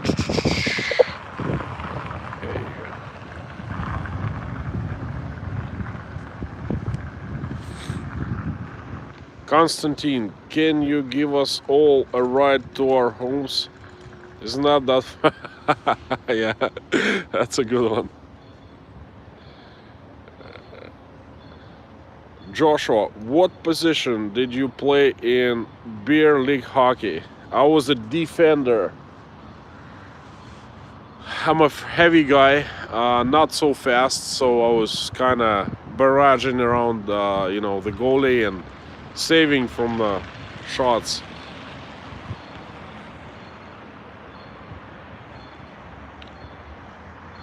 Switzerland is the most beautiful country I've ever seen, Suzanne. Yeah, fantastic. I love I love the Alps. Definitely amazing place.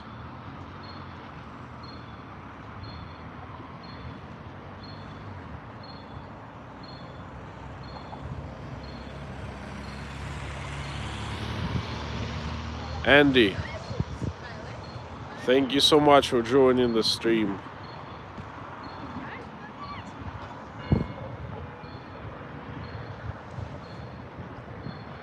Matt, what are the most popular countries for Russian on vacations?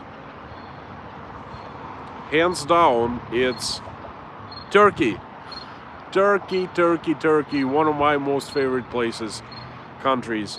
Then Egypt.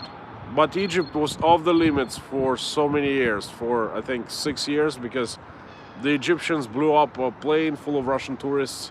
Well, not the Egyptians, but terrorists, and Egyptians let it happen. And the Russians said, okay, until you tighten the security, we're not going to be flying planes to Egypt.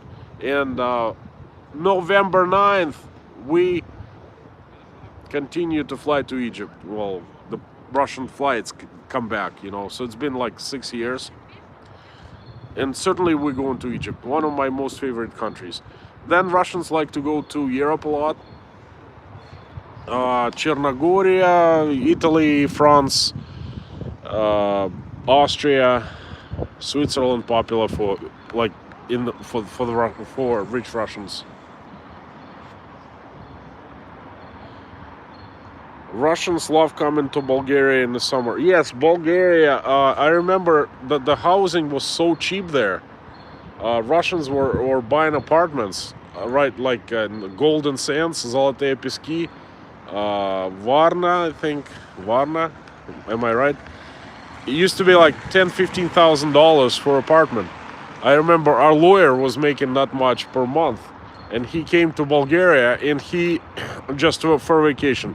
He bought an apartment there on the spot. He came back and he's like, hey, it's so cheap. It's like, you know, $12,500. It was a long time ago. Dubai is hugely. Walaikum assalam. Another friend. Oh, хорошо. I'm doing a live stream. You speak English? Okay, that's good. That's good. Guys from Kazakhstan.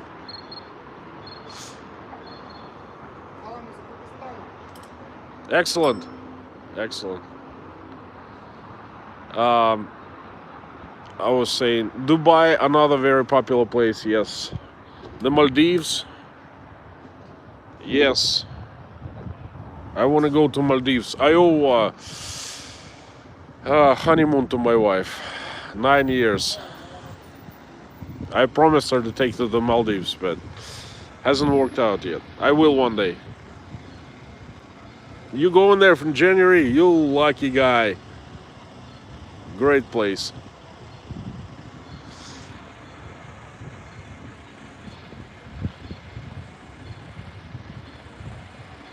Matt, I met so many Russians everywhere I travel to. I think that you have the most traveling culture. Not anymore, because Russians are increasingly becoming poorer and poorer year by the year, you know, and we can't afford to travel around so much anymore, and that's unfortunate. I remember in the years past, we were making fabulous money, and we could afford traveling anywhere, but not anymore.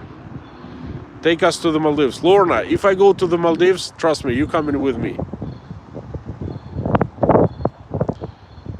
Maria Z, for Russians, Turkish resorts offer great value for the money. Maria, you should come to Turkey more often. Do you know how expensive it's become to visit Turkey these days? For my family, a decent hotel costs $10,000 for 2 weeks. Yeah, used to be cheap. Used to be $500. Not anymore.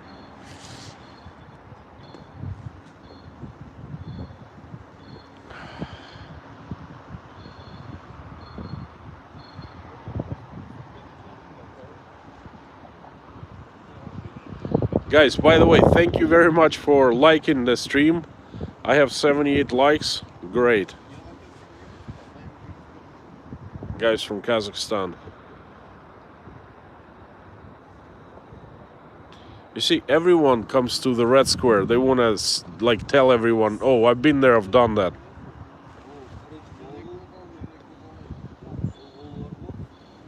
Not yet. Lorna, Maldives are very expensive too. I gotta make some money first. Perhaps YouTube, when I start making fabulous money on YouTube, I can go to Maldives. There. Are you hearing about the hyperinflation there too? Patricia, watch my latest video. I made that I uploaded yesterday. I took everyone. I filmed a large food superstore. And let me tell you, the food selection is great. The food is very same as it was a year ago, 2 years ago, 10 years ago. But the prices just in 2021 have gone up by 30 to 60%, pretty much on everything. Not only I've been hearing about the superinflation, I've been seeing it with my own eyes and I've been hurting it with my own wallet. Okay, yes. Hyperinflation is here in Russia already.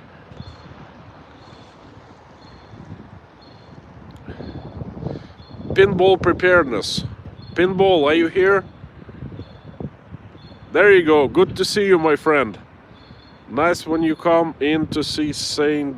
Basil's at night. Let me show you St. Basil's. Hold on. Hopefully, no ranchy goals there tonight. No. Pinball, there isn't anyone there. Okay, we are under. Look around. Look what's going on. This is nice weather. This is dry. This is like 50s in Moscow, October. Indian summer, pretty much. And look how many people around. Red Square is empty. We were there like some time ago. It's amazing. It's bittersweet. Bitter because lockdown, so many people are sick. But sweet is because I've never seen this place so quiet, so, peaceful. I mean, look at it. Vasilyevsky Spust, there's no one there, okay? No cars, and this is Saturday evening. Usually place is packed. Zaryadye Park. Look at this. The only people are the janitors.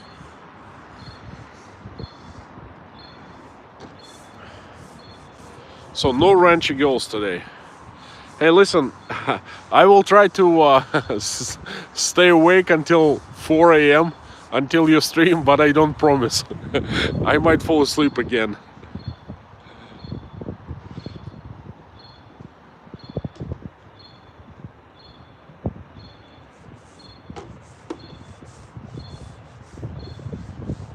John Liebold, I will definitely check this information about the green plant in Queensland, Australia, because this is my business. It's interesting. Lorna, hide us in your suitcase. Better yet, I will hide you in my camera, in my telephone.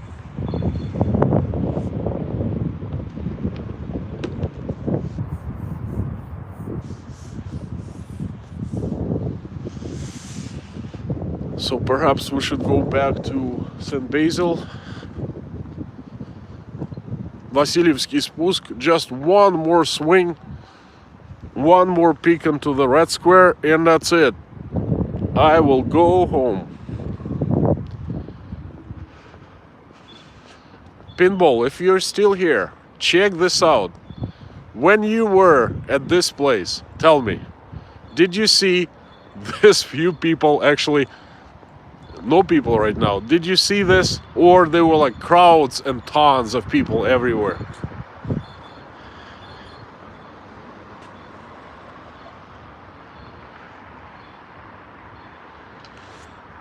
John, it's good that post-COVID travel starting up, but not for us because we simply don't have money. Our ruble has devalued so much. it's bad. I mean, I don't know what to say, but Russians won't be traveling the world for a long time now. We're lucky to make ends meet.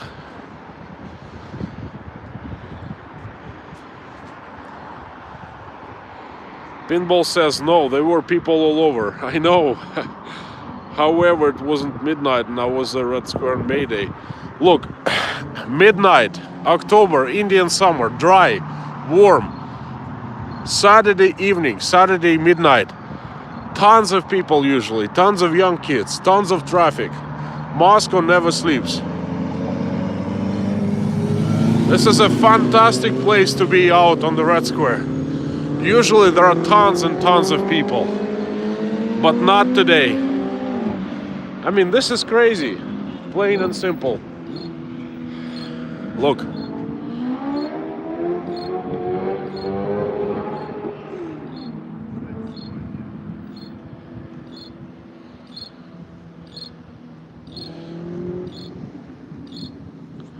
Matt Inger, listen, cheap travel is not for me. I'm not gonna travel cheap. I'm 45 years old and, you know, I have kids and wife, and my wife will not understand me if I travel cheap. You know what I mean? I'd rather not travel at all, or rather make more money and travel not cheap.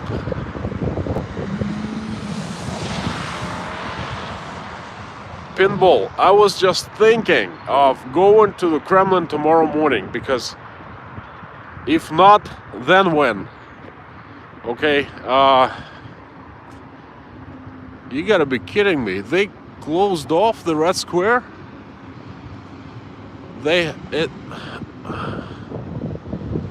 What the hell? This is insane. I've never seen anything like this before. The Red Square is closed off for the tourists. Holy moly.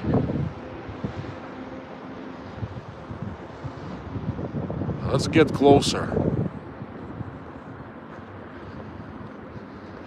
Wow.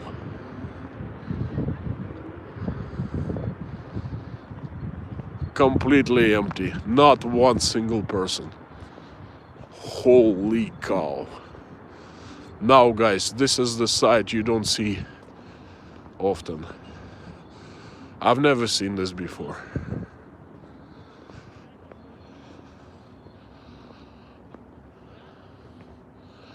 They have never closed off, sealed off the Red Square. Never. I mean, the only times when they practice the parade, the military parade, or when there's construction going on.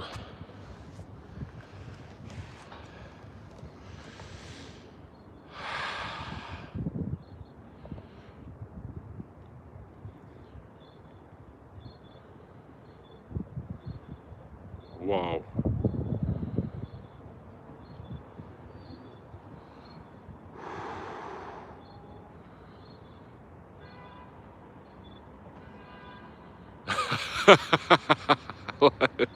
Mommy, because I knocked on the door. That's right. They're looking for me now. Big Vlad wants to see me, you know. He heard me. He heard me knocking. He heard me coming.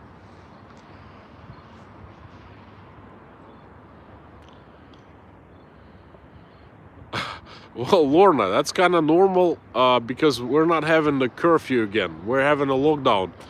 The lockdown means here in Russia that the businesses are closed. Not us under the lock, but the businesses under the lock.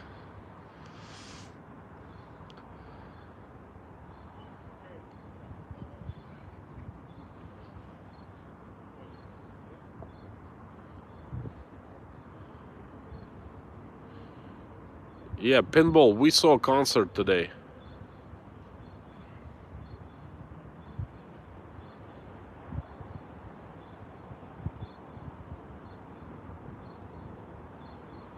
Morning light, that's exactly what I'm gonna do. I'm gonna get a cab to get to my car.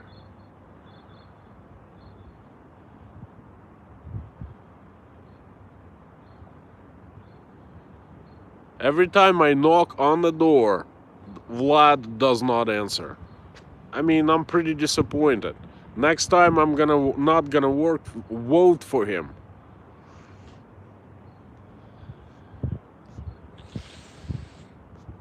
"86 likes and 57 people. Thank you. It's a fantastic result." Oh, cold. Cold, cold, cold. My hands are going numb. Whew. The Kremlin is still what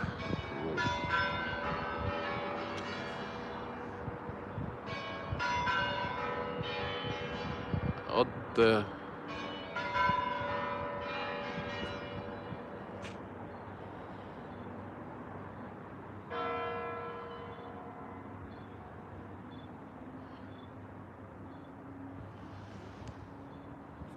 1 o'clock. I thought it's midnight. Whoa, I gotta go home. This clock tower is called Kuranty.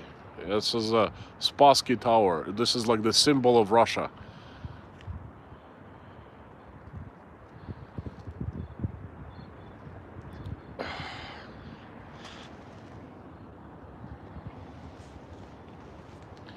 Guys, I think I gotta go. Hang on.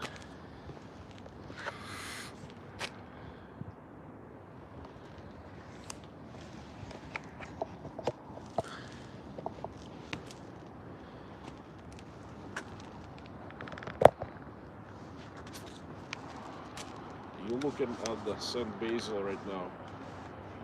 The foundation of St. Basil.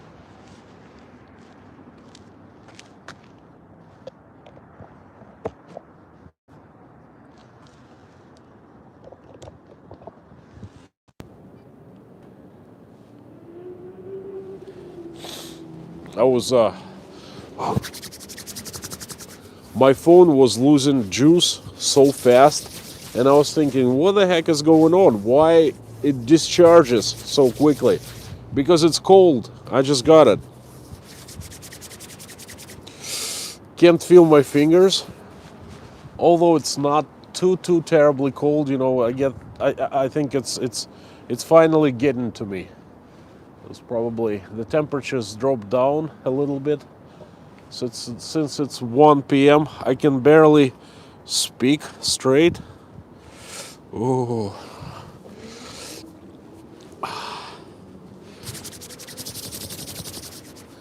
I picked up this hat just for streams only. Hope you like it.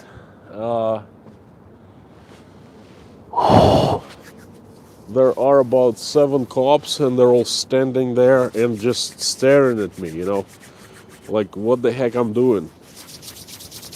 And I think they secretly thinking to themselves, just jump that fence. You're gonna see what happens to you. Just jump, just give us a chance, you know. But no, I'm not gonna jump the fence, because I know what's gonna follow. Whew. It's been a great stream. Thank you so much for joining. I have had fun. I hope that you have too. Great to see all of you guys. Great to see Sean, Lorna, North Shore, Kim, the usual suspects. And by the time I get home, it's 2 a.m. and I'm pretty tired already. I'll see what happens. You know how difficult that is to produce a video every day? To film, to edit, you know, to upload, and the whole 9 yards. It takes 3 to 4 hours. And when you do it twice a week, that's one thing. But when you do it every day, it's like pushing it all the time. So I have to make a video, and I promised you to do a video at 4 a.m. sharp. I've done that for 3 days, but not tomorrow. I'm gonna sleep in a little bit and do a video in the morning. So check it out. I took my wife on a date, and it kind of went sour, but it was funny. Anything in particular you guys want me to talk about tomorrow? Perhaps answer some questions? Leave in the comments under this stream, so I know, and I can record something tomorrow as well. Okay? Next stream, I have no clue where I'm going to be at. And also, if you like me to go to some location in Moscow, please write in the comments. Guys, I'm gonna wrap it up.